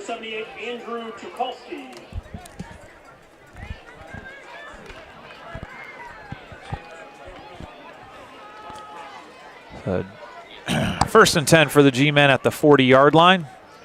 Clock rolling, under 11 minutes to go. Just started first possession of the second half for the G-Men. Again, Huskies have been showing that A-gap blitz, and it has been giving the G-Men a little bit of a timing issue.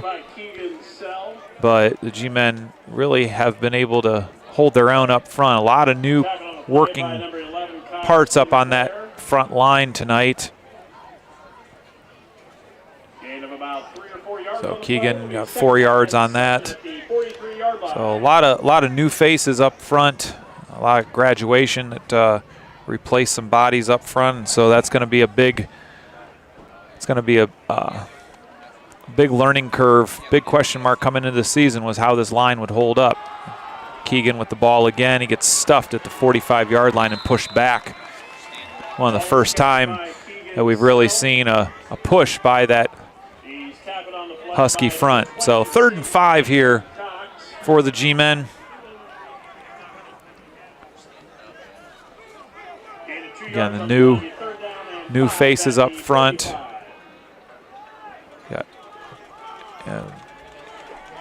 You got Jonathan Wixon playing a different position. He's a center. Now he's out at the tackle position. Cade Turnbull, new body up front. Geddes with the ball, trying to get outside. He's going to be able to get outside, and he's going to get the first down, but we're going to have a holding call that's going to bring that run back by Geddes.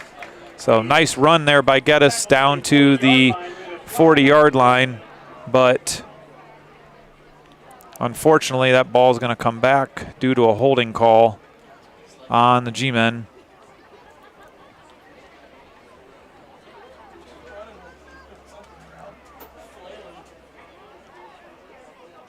So it's going to be a spot foul.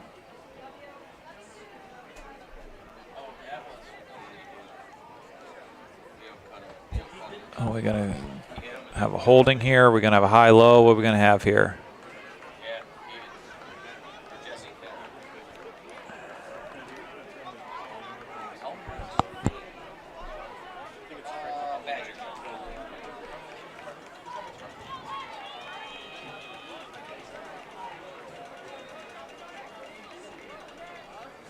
So this ball is going to go all the way back to the 30.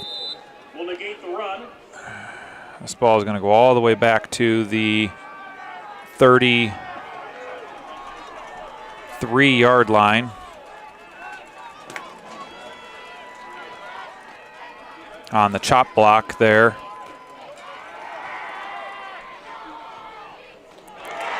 And that ball's picked off, and this is going to get returned deep into G-Men territory by the quarterback. One quarterback picking off the other quarterback.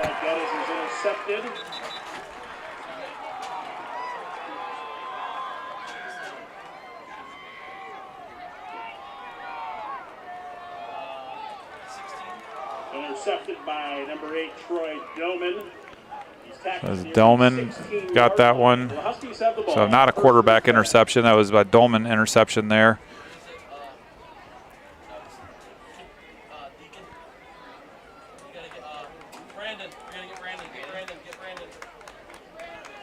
So this ball is going to be returned back inside G-Men territory all the way to the, looks like 16-yard line, we're going to call that. So big turnover. Again, this has been the big thing that's been keeping the Huskies in the game, is G-Men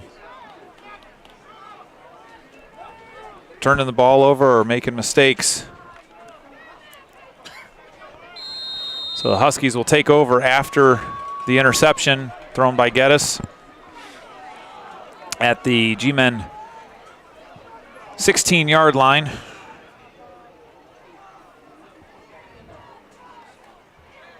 Quarterback will keep this, run right up the middle. Big yards there, down inside the 10-yard line. And he is down to, it looks like, the 7-yard line. So 9-yard gain there on first down for Logan.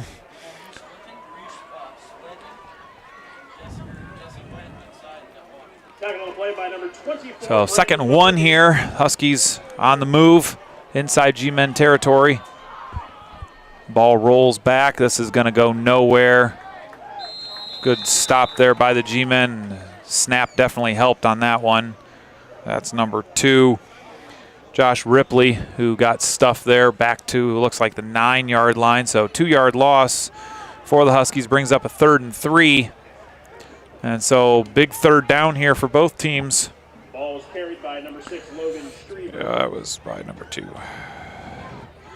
So 3rd and 3 here for the Huskies after the turnover.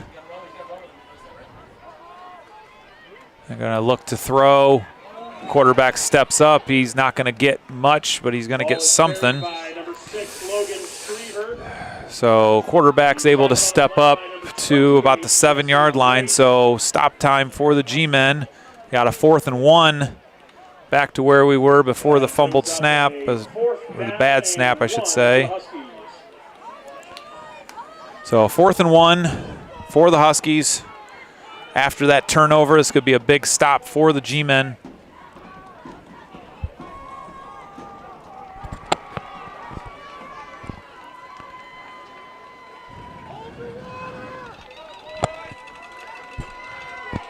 So stay in that shotgun formation.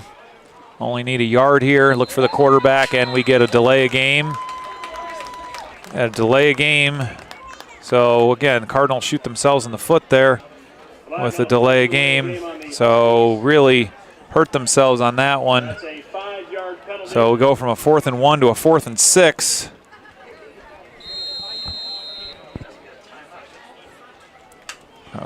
Need to be aware of that on the sidelines. Probably should have burned a timeout there, but doesn't seem to be the communication from the sidelines that you would like to see. Again, they're still in a little bit of a rush mode here. Trips down to the bottom. Still not set. Quarterback's going to turn up. He's got somebody, and he short arms that one. So good stop there by the G-Men. Incomplete pass. So Huskies turn the ball over on downs after that interception. And he had a guy open in the end zone, but he definitely short-armed it. But good for the G-Men there.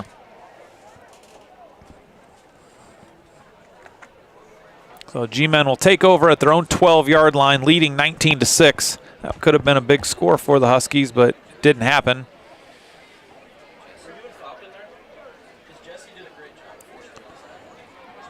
So G-Men with the ball. 1st and 10 from the 12, from their own 12-yard line, leading 19-6. See if they can get a little more movement here on this play right up the middle. Run there by Keegan Sell. So it looks like Keegan's going to be one of the workhorses this year for the G-Men. It's up to the 18-yard line, 6-yard gain for the G-Men. Keegan's getting quite a few carries, and if you're aware, Keegan's probably one of the top linebackers in the entire region, if not one in the entire state of Ohio at the Division V level. So he's going to be seeing quite a bit of action on Friday nights. Ball not going anywhere on that time. That was Eric Geddes on the run that time. Geddes really didn't get anywhere. Not too much running room there. Loss all the way back to the 15-yard line. Puts us back into a 3rd and 7.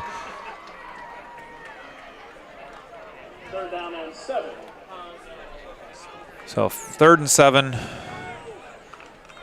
G-Men at their own 15-yard line, trying to get out of their own way here.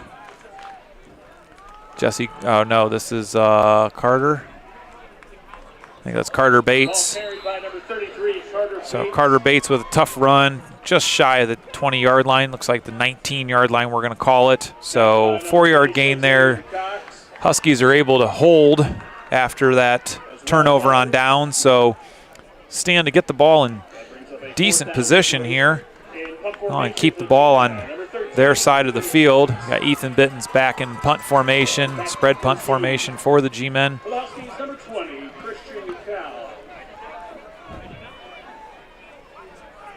Ethan Bittens back to punt. Ethan's doing a nice job being his first varsity football game. Actually, first football game. High punt. This is going to hang for a catch.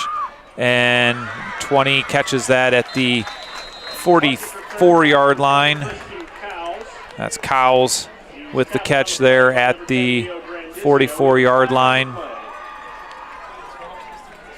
And he gets up to about the 41-yard line.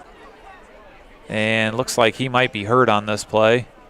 Or somebody's hurt on this play. So after we get the injury taken care of, we'll be back.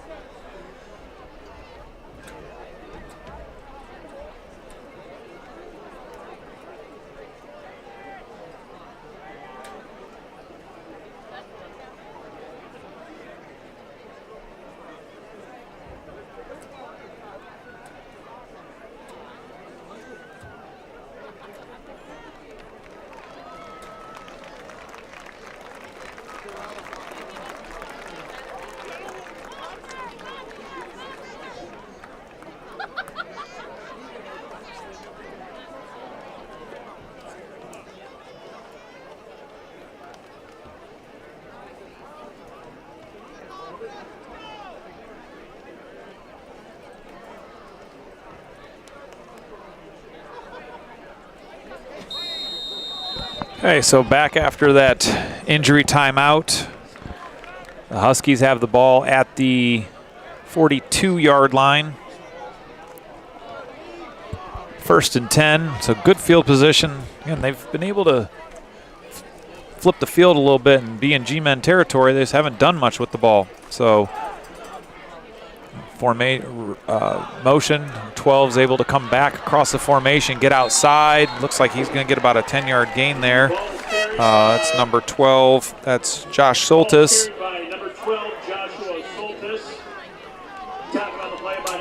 Pretty safe bet that if, say, a Soltis, you got a better than odd chance of getting the Husky players right, since there's 4 of them on the team. So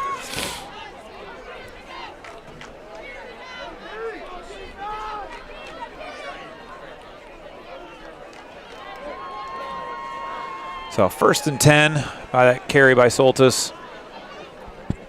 Again, need to get a little bit of movement. Quarterback, Steve up the middle. Strever's up the middle there to the, looks like 26-yard line.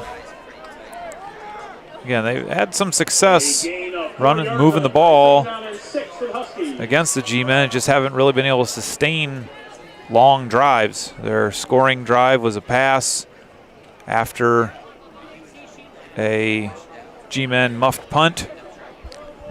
Had a chance to score after a G-Men turnover and short-armed a 4th down pass. So back in a doubles formation that they've been in pretty much the whole night. Really not many formations that the Huskies have shown you. Pretty much shown you about 3 and a little bit of motion there. Soltis again around the outside. He's got some room. He's got some speed. Makes a nice little inside the 15 down to the 14-yard line by Soltis. The ball is carried by number 12, Joshua Soltis. So that is one area of success that they have had, is getting outside on the G-Men. Might want to make some notes of that in their playbook. And running right at the G-Men hasn't moved the ball very well, but Soltis has been able to get the edge a couple different times. So inside the 15, down to the 13-yard line. Huskies are threatening here with 2:54 to go in the 3rd quarter. They score here. It's really going to make an interesting 4th quarter. If the G-Men are able to hold, well, it's going to be a different story. So big possession here for both teams. Quarterback's going to keep it again. Nice cut there by the quarterback. Down to, looks like, the 1-yard line. Strever's able to get all the way down to about the 1-yard line there. So nice little cut there. And the Huskies are definitely threatening right now. 1st and goal at the 1-yard line, trailing 19-6.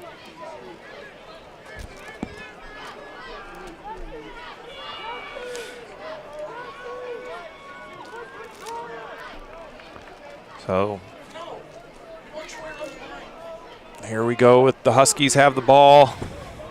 Same backfield that they've had. Fumbles the snap. He's able to keep it and churn his legs, and he's in for a Husky touchdown.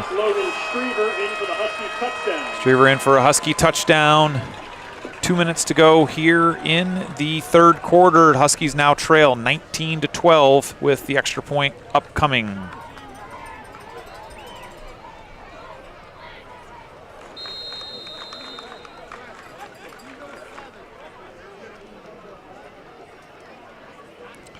Extra point attempt is coming here. Are they going to go for 2?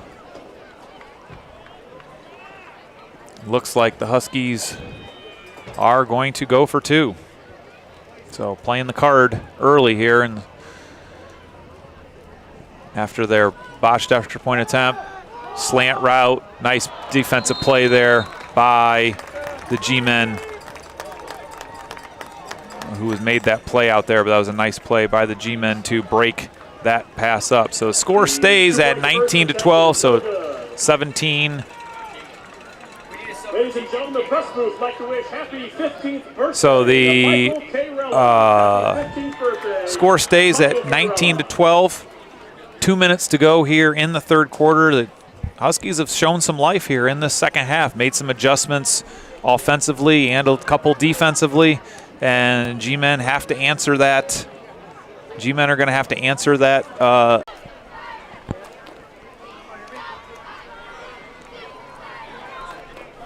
Have seen some bodies getting taken off the field a couple different times, but I think they're all back and playing at this point. Yeah, Huskies get a good stop here. This could get real interesting. G-Men need a sustained drive on offense. So kick going to be taken by Leo at the 10-yard line. And Leo's staying inside. Leo's got room to run. He's up across the 30 to about the 34-yard line. So good run there by Leo. Get the G-Men some decent field position. Ladies and gentlemen, the winning 50-50 raffle ticket has been out to the drawn. 35-yard line.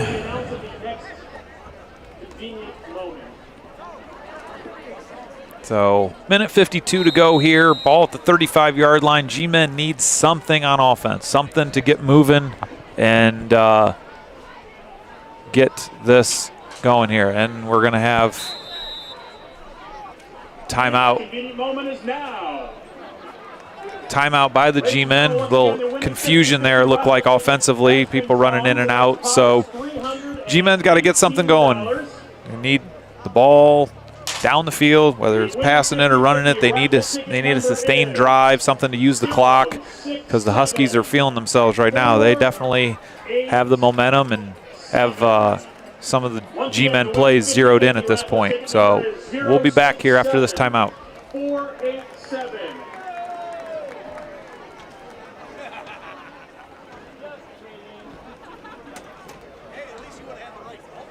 If you have that winning 50-50 ticket, please report to the booster booth near the main gate of the stadium to claim your $319.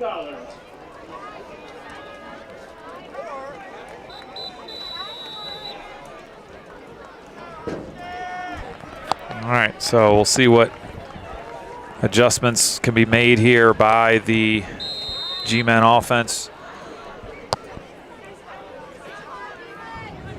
Again, Huskies have made a couple changes here and there. We got Jesse Grace running the ball, gets across the 45-yard line up to the 46-yard line, it looks like. So nice run there. However, that play's good for G-Men. First down. Actually, let's go back. We're gonna give them the 47 on that one, it looks like. Again, G-Men just need something sustained. Get that ball moving down the field.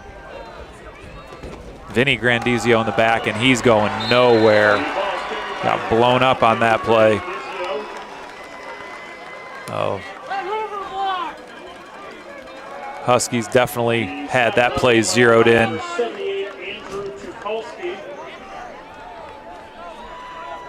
of about 2 yards on the play. It'll be second down and 12 at the 44-yard line. So second and 13 coming up for the G-Men after that loss.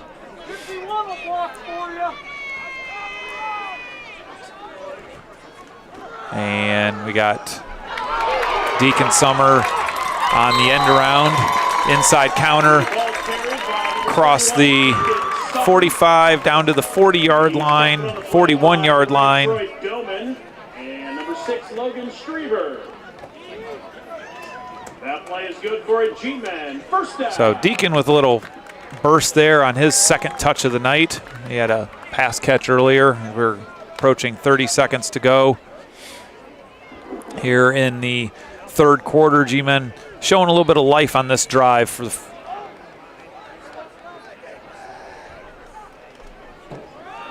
Sell up the middle, bounces it to the outside across the 40 down to the 35-yard line. So again, another nice sustained drive here.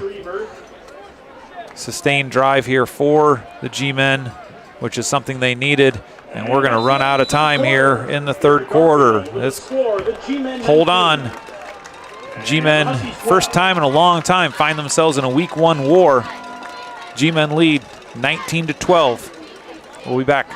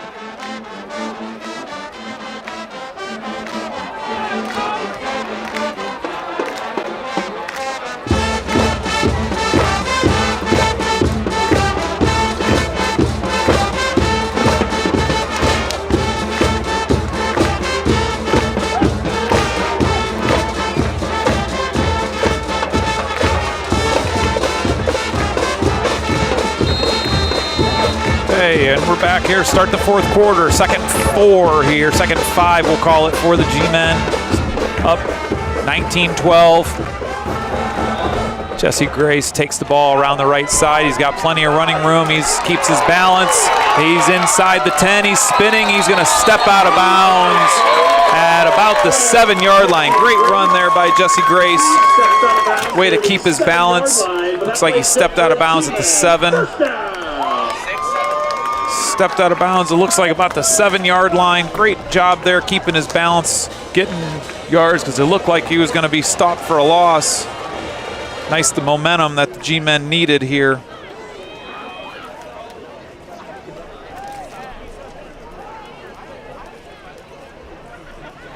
So this is definitely what the G-Men needed coming into this.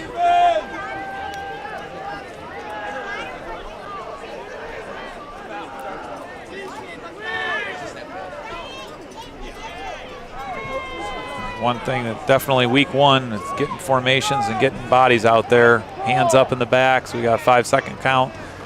Keegan going to take the ball. He's going to bounce it. He's going to lose the ball, but it's going to be recovered by, looks like Jonathan Wixon's right there to recover that.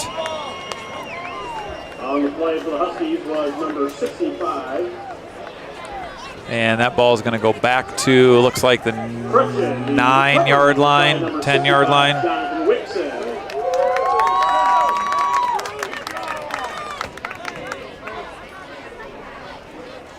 So Wixon's able to save the G-Men there on that possession, because that could have been disastrous. So second and 10.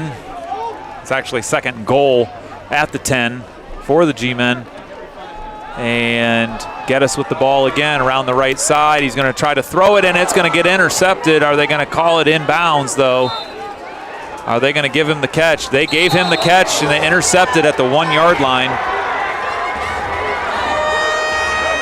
So they are going to call an interception at the 1-yard line by the Huskies. Geddes tried to slip that ball in there, and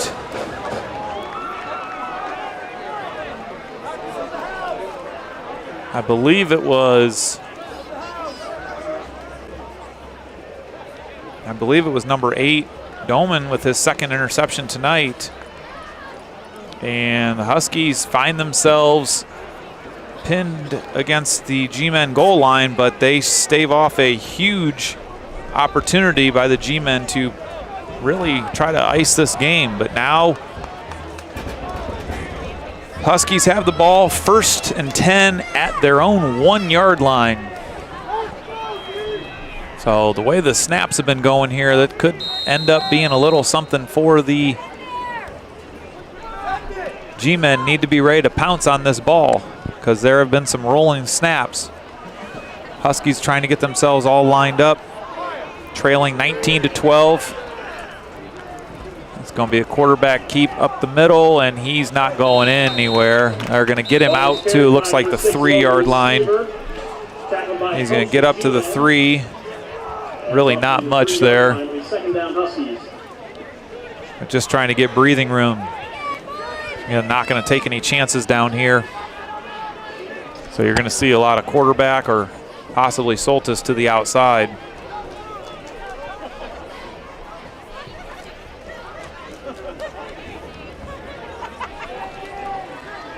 And Huskies take a long time to get their plays in.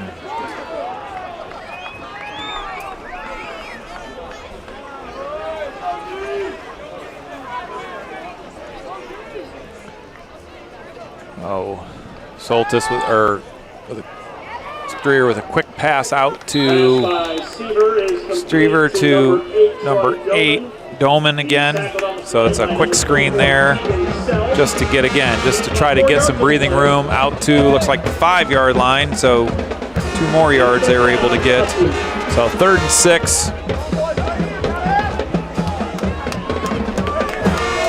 6. G-Men get a stop here. They can go after a punt, really flip this game.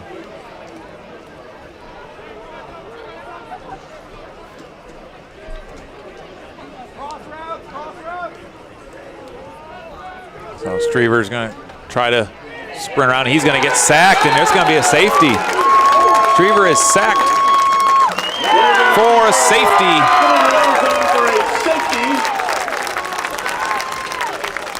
The tackle by number 34, Keegan Sell. So Keegan Sell with the safety. Tackle for loss there. And that really changes things for Cardinal, because now not only they lose the points, now they have to punt the ball to the G-Men.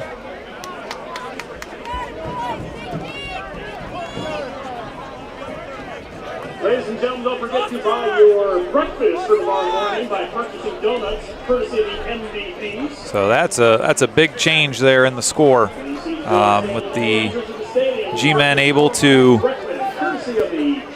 get that safety, flip the field here. They're also going to be having the Huskies kicking from their own 20.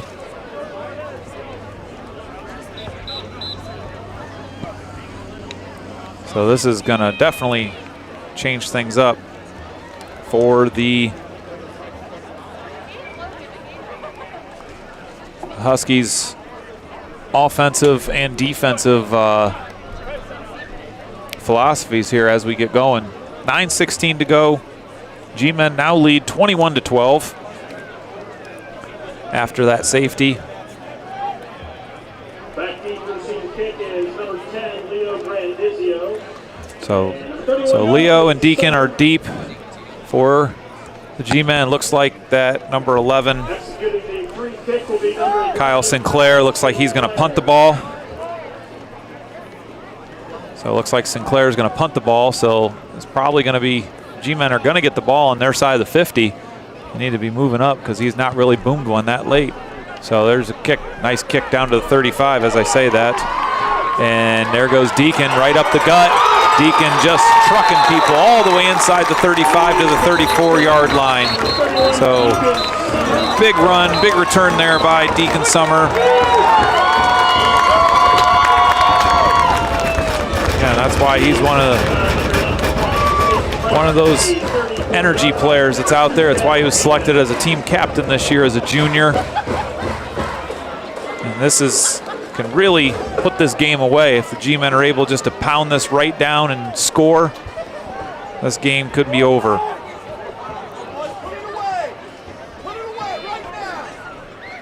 So the G-Men have a chance here to just end this game.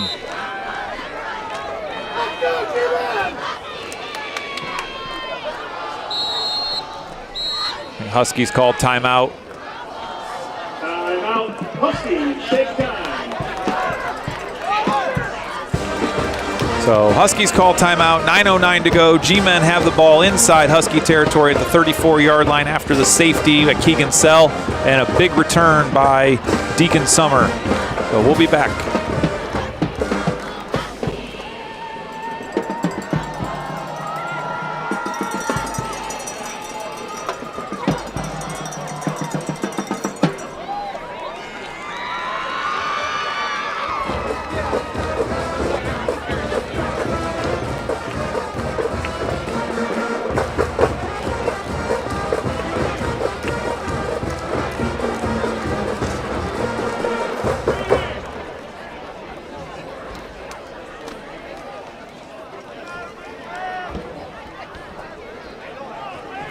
So coming off that safety and a kick return by Deacon Summer, G-Men have the ball. 1st and 10 at the Cardinal 34-yard line, leading 21-12. And we have a botched snap. We have whistles. We got a false start. We got all sorts of chaos going on tonight. Definitely a first opening weekend game. It's a very sloppy game. A lot of penalties. I think combined, we're close to 15 combined penalties tonight between the two teams. So a very sloppy game. A lot of things to work on for both teams this next week in practice.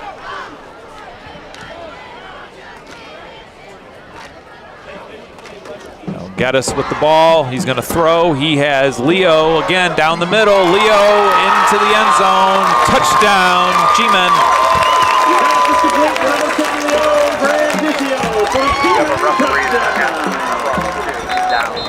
He's hurt.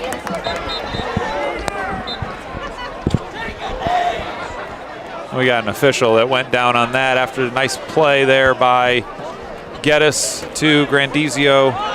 39-yard touchdown.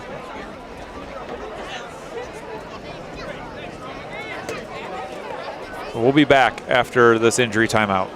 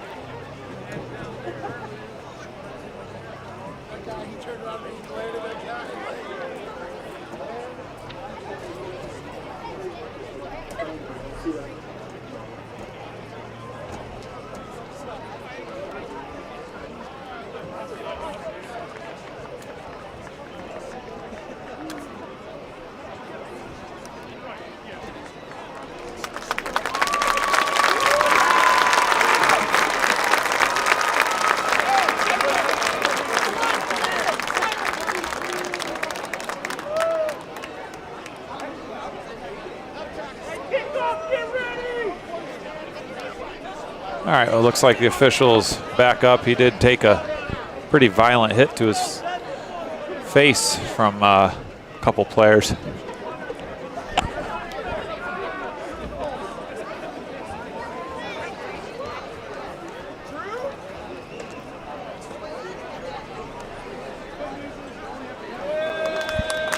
So after that 39-yard touchdown pass from Geddes to Grandizio, it's second long ball that they've hooked up on tonight. Bittens is out for extra point try to make this a two-score game.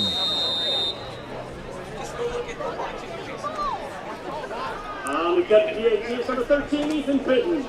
So Bittens with extra point attempt, and that is also no good. So kicking will be something that the G-Men will need to work on here, converting these extra points because they're leaving a lot of points out there. But regardless, G-Men lead 27-12 with 9:01 to go here in the fourth quarter. Definitely been able to put some distance between themselves and the Huskies here in this final stanza. Something that you'd expect out of a G-Men team.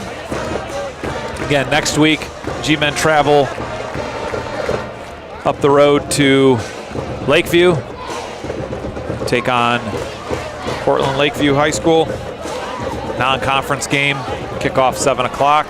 And then in 2 weeks, they will be back at JAG Field to take on Warren JFK, which over the years has been one of the best games on the schedule for both the teams.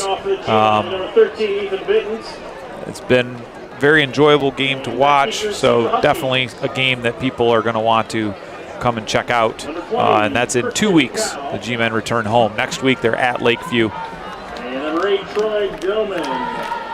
against the Bulldogs. So Bittens lining up for kickoff. And nice solid kick there by Bittens, but that's going to bounce, and that's going to just get into the end zone for a touchback. Great kick there by Ethan. Took a nice little scoot there at the end. So good job there by Ethan. Again, just trying to gain some confidence here. This is, again, his first high school football game. And just trying to gain some confidence as the season goes on. It's going to be important, and the kicking game becomes very important as the season goes on. Can't leave points out there.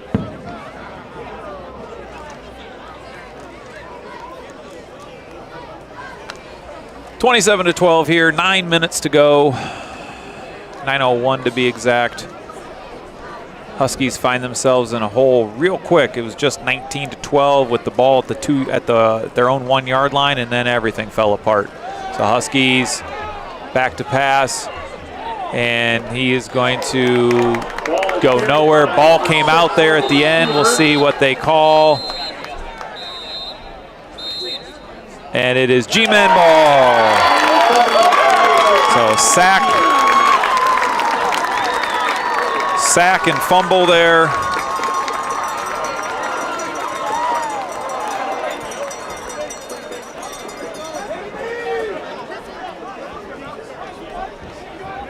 I think the fumble was caused and recovered by Jesse Grace. We got another player hurt, it looks like, another player down.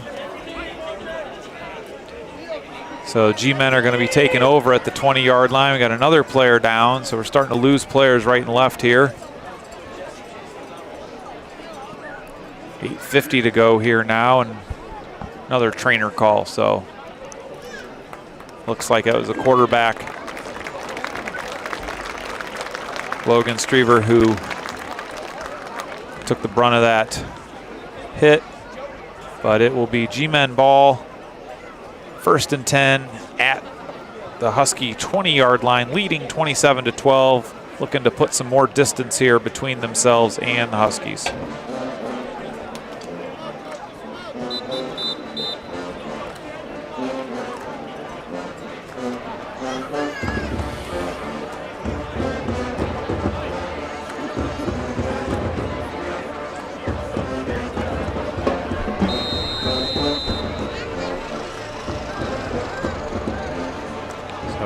G-Men ball. We've got Jesse after he gets the fumble recover. We're going to give Jesse the ball. He's going to cut back to the inside and just get down inside the 5.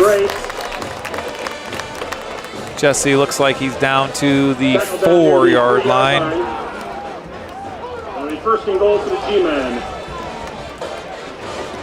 We're going to call it the 3-yard line. So big run there, 17-yard run there for Jesse. Clock's rolling, 8:25 to go. G-Men can ice this game right now. We got a false start. Another penalty here by the G-Men. Definitely not helping their cause at this point.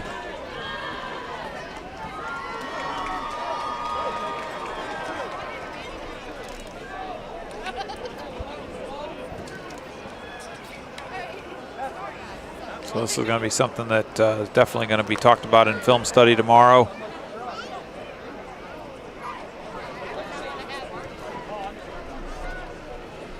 So 1st and goal from the 8 now for the G-Men. And Vinny Grandizio is going to turn the corner and walk into the end zone untouched. Touchdown, G-Men. So the Grandizios are giving it to the Huskies tonight.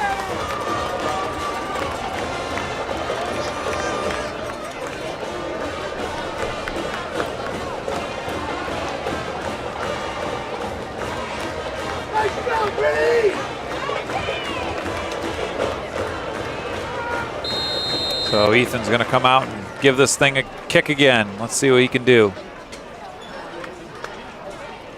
And another block, so not a good day for the kicker. Not a good day for the kicker. So kick's blocked. Score remains G-Men 33, Huskies 12. Looks like we got some serious work on the extra point teams to do here. So not pretty in the kicking department. So 7:48 to go. G-Men are comfortably ahead at this point.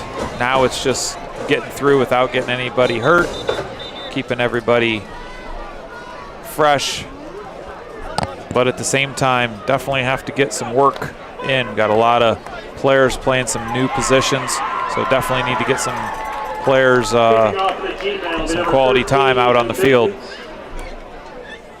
And back kicker is the Huskies, number Troy Dillman. And number 20, Christian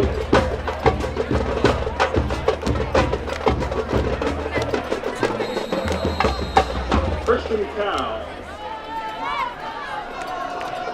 So Ethan will line up. He's had good day kicking the ball from the 40. Not a good day kicking the ball from the 10.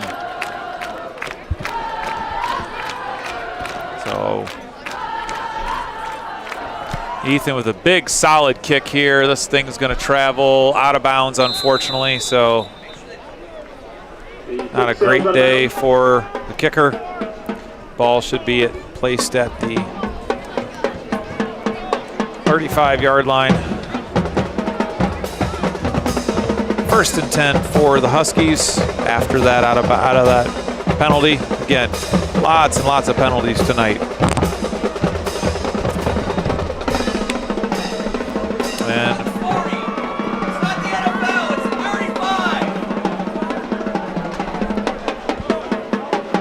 And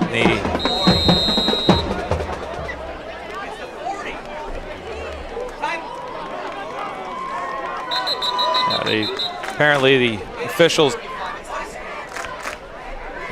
don't realize the fact that the ball goes out of bounds, it automatically gets set to the 35-yard line. It does not get set to the 40, and they've done this.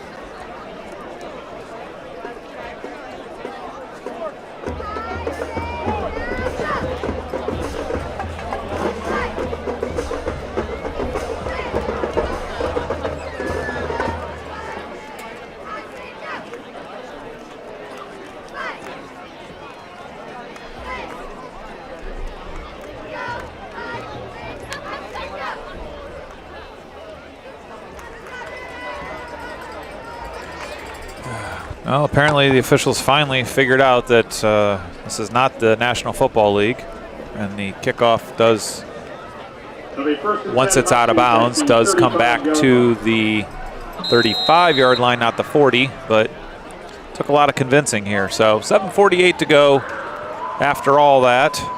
1st and 10 for the Huskies. Quick pass out to the top there.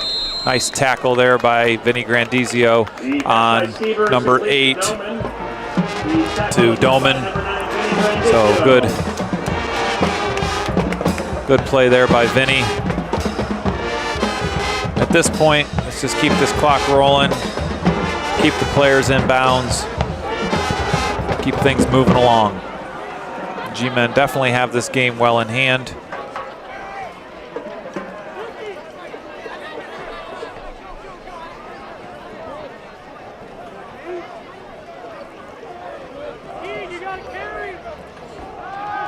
Back to pass again. This running for his life, gonna be able to, stepped out of bounds.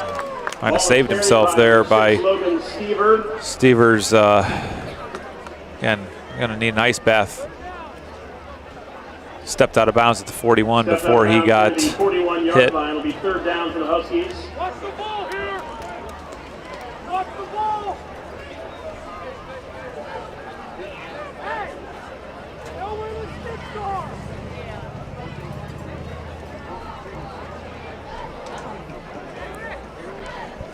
So 3rd and 4 for the Huskies. Again, this is the get out play. Nice, almost picked there by Grandizio. Again, Grandizio's been all over the field tonight. Leo offensively and made some great plays defensively. Vinny's made some great plays defensively in his last scoring run there, but definitely it's been almost Grandizio Soltis-ish, right? Okay, so incomplete pass there brings up 4th down, and again, the Huskies have nothing to lose at this point, so they might as well go for it. No point punting, being down 33-12. Could be one of the last opportunities that the Huskies have with the ball. Sprint out pass, and he's going to get smashed. So Carter Bates with the huge sack there on Stever.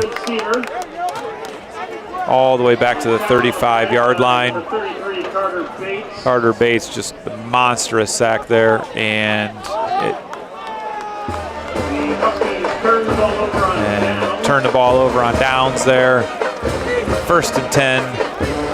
First and 10, G-Men at the 35-yard line. So G-Men take the ball over. 1st and 10 at the 35-yard line. Looks like we're going to get a couple new bodies in there. Not very many, though. Nope. Looks like Varsity's staying out on the field for this one.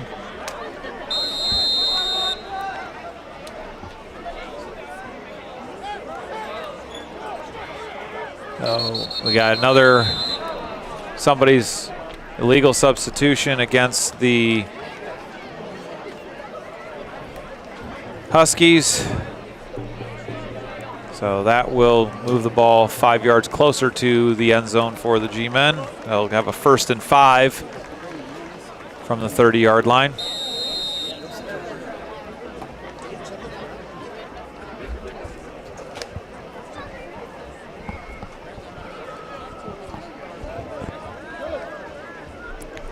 So Vinny and Keegan in the backfield. Vinny's going to get this ball around the right side. Ball carried by across the 30, just to the 29-yard line. So short run there for Vinny. More importantly, clock's rolling. So 2nd and 4.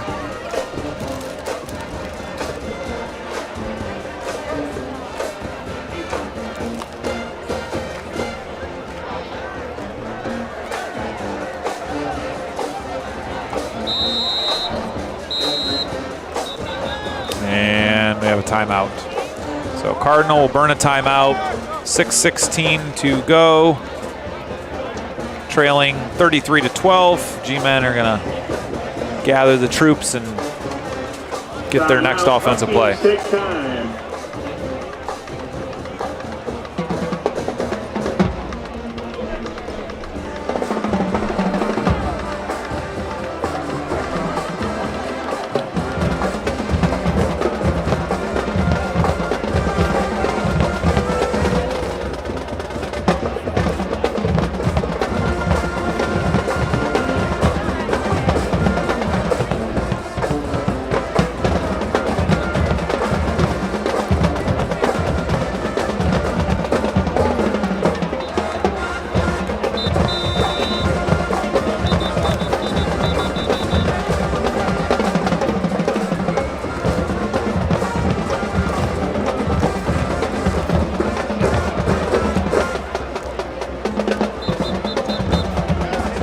Come back, leading 33-12. 2nd and 4 here after the penalty on 1st down, and then a 1-yard run by Vinny.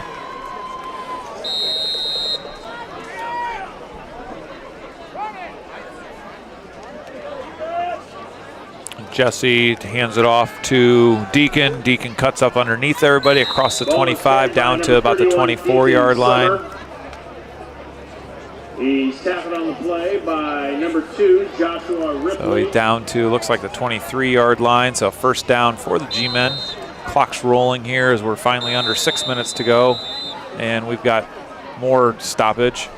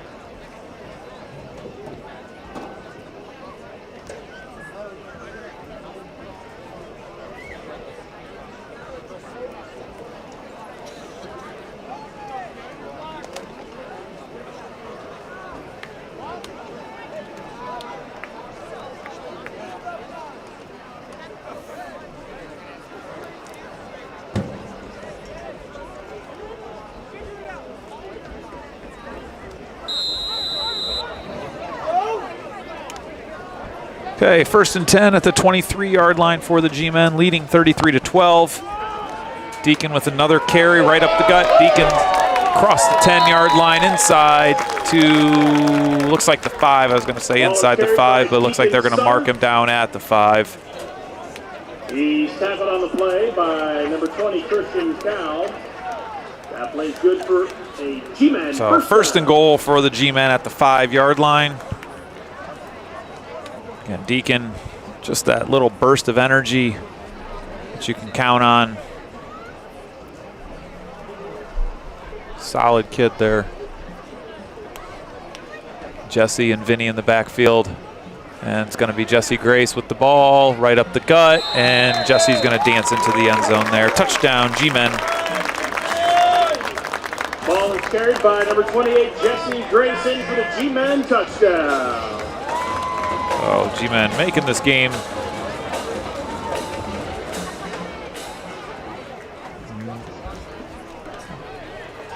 much more than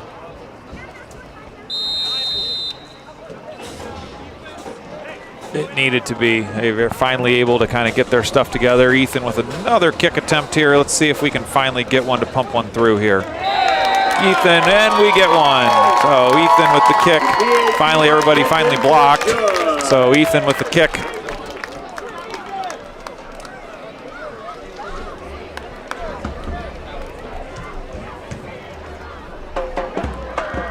So Bittens with the extra point. Jesse Grace with the touchdown. And the G-Men extend their lead to 28 points at 40-12.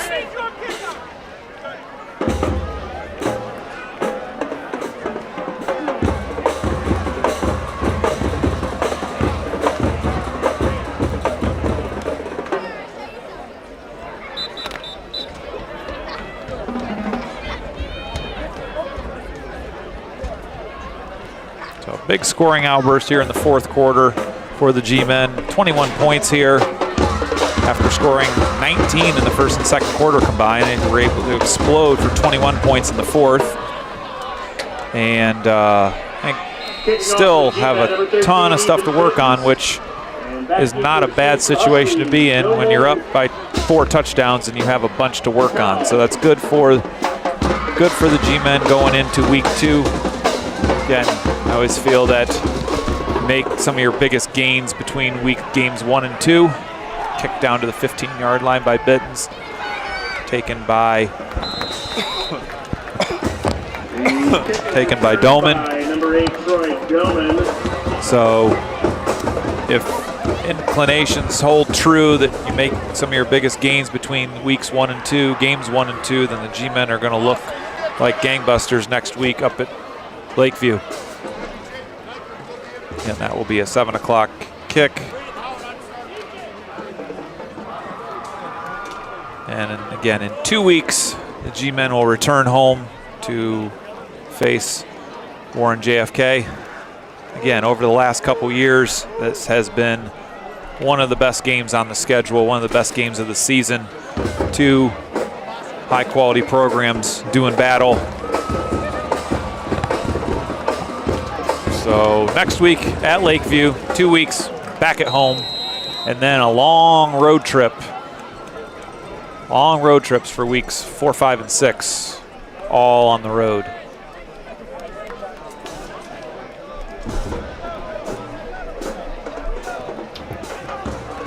New players out there for both teams. Huskies with a quick run there. Not even sure who carried the ball on that one. Maybe number 23, somebody small. And looks like not going to give him any yardage on that one. So defensively, G-Men did make some stops when they needed it. Offensively, they put points on the board when they needed it. So all in all, good week 1 win. Run to the sidelines here by number 7. Number 7 is Cal Simonello there. He's tackled on the play by number 75, Ivan Trent. 6-yard line. So it looks like a 4-yard gain there on that play. Third down for the Huskies. Third down and 6 for the Huskies. As we're under 4 minutes to go. Again, G-Men finally started to get their stuff together offensively. That safety was kind of the big plug that opened everything up once they were able to get that safety. Another run, another quarterback run here around the right side to about the 28-yard line. We're going to call it the 29-yard line. So 4th down coming up for the Huskies. Yeah, I won't see any punts at this point. No point to punting when you're down by 4 touchdowns. But G-Men will start off the campaign as they have the last several years at 1-0. Huskies will fall to 0-1 as they have for the last several years as well. I cannot remember off the top of my head the last time the Huskies beat the G-Men in opening week. It's been quite a while. Quick kick there by the quarterback. Kind of caught everybody off guard. Punted that out to the 45-yard line. I don't think anybody, including his own team, was really ready for that thing. So G-Men will take over 1st and 10 at the Cardinal 45-yard line. Leading 40-12. We've got 2:35 to go here in this game. Just trying to wind the clock down. Broadcast does end at 10 o'clock, so hopefully we don't use all these 20 minutes, although we still have the victory bell and celebration to go through, so we'll see how close we stretch this thing. A couple new players in the backfield for the G-Men. Jack Nykergen, and let's see who's standing next to Jack from my angle. 21, that is Harper Troyer. So Troyer with the ball carry down to 37-yard line. So nice little carry there for him. Gain of 7 yards on the play. 2nd down and 3 for the G-Men.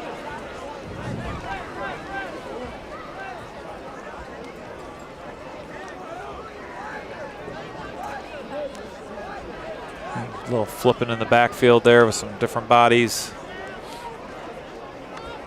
Tyler Lutzen at the blocking back. There's Troyer again across the 35 to the 30-yard line, it looks like. 21, Harper Troyer. So we're going to give him the 30-yard line. By number 51.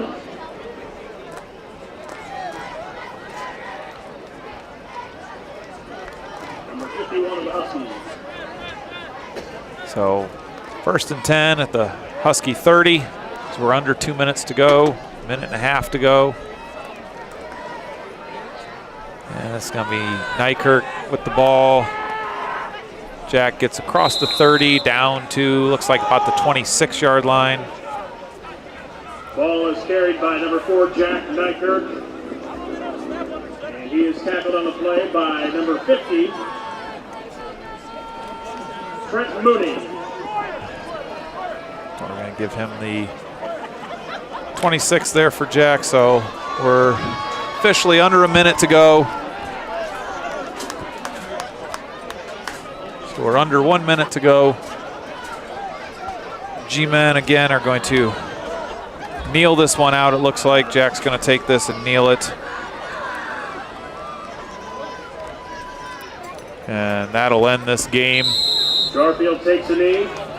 So Jack's going to kneel it out for the victory. G-Men walk away from this one 40-12 victors. Again, next week we are on the road. We'll be back on the live stream in 2 weeks with Warren JFK from JAG Field. Thanks for tuning in.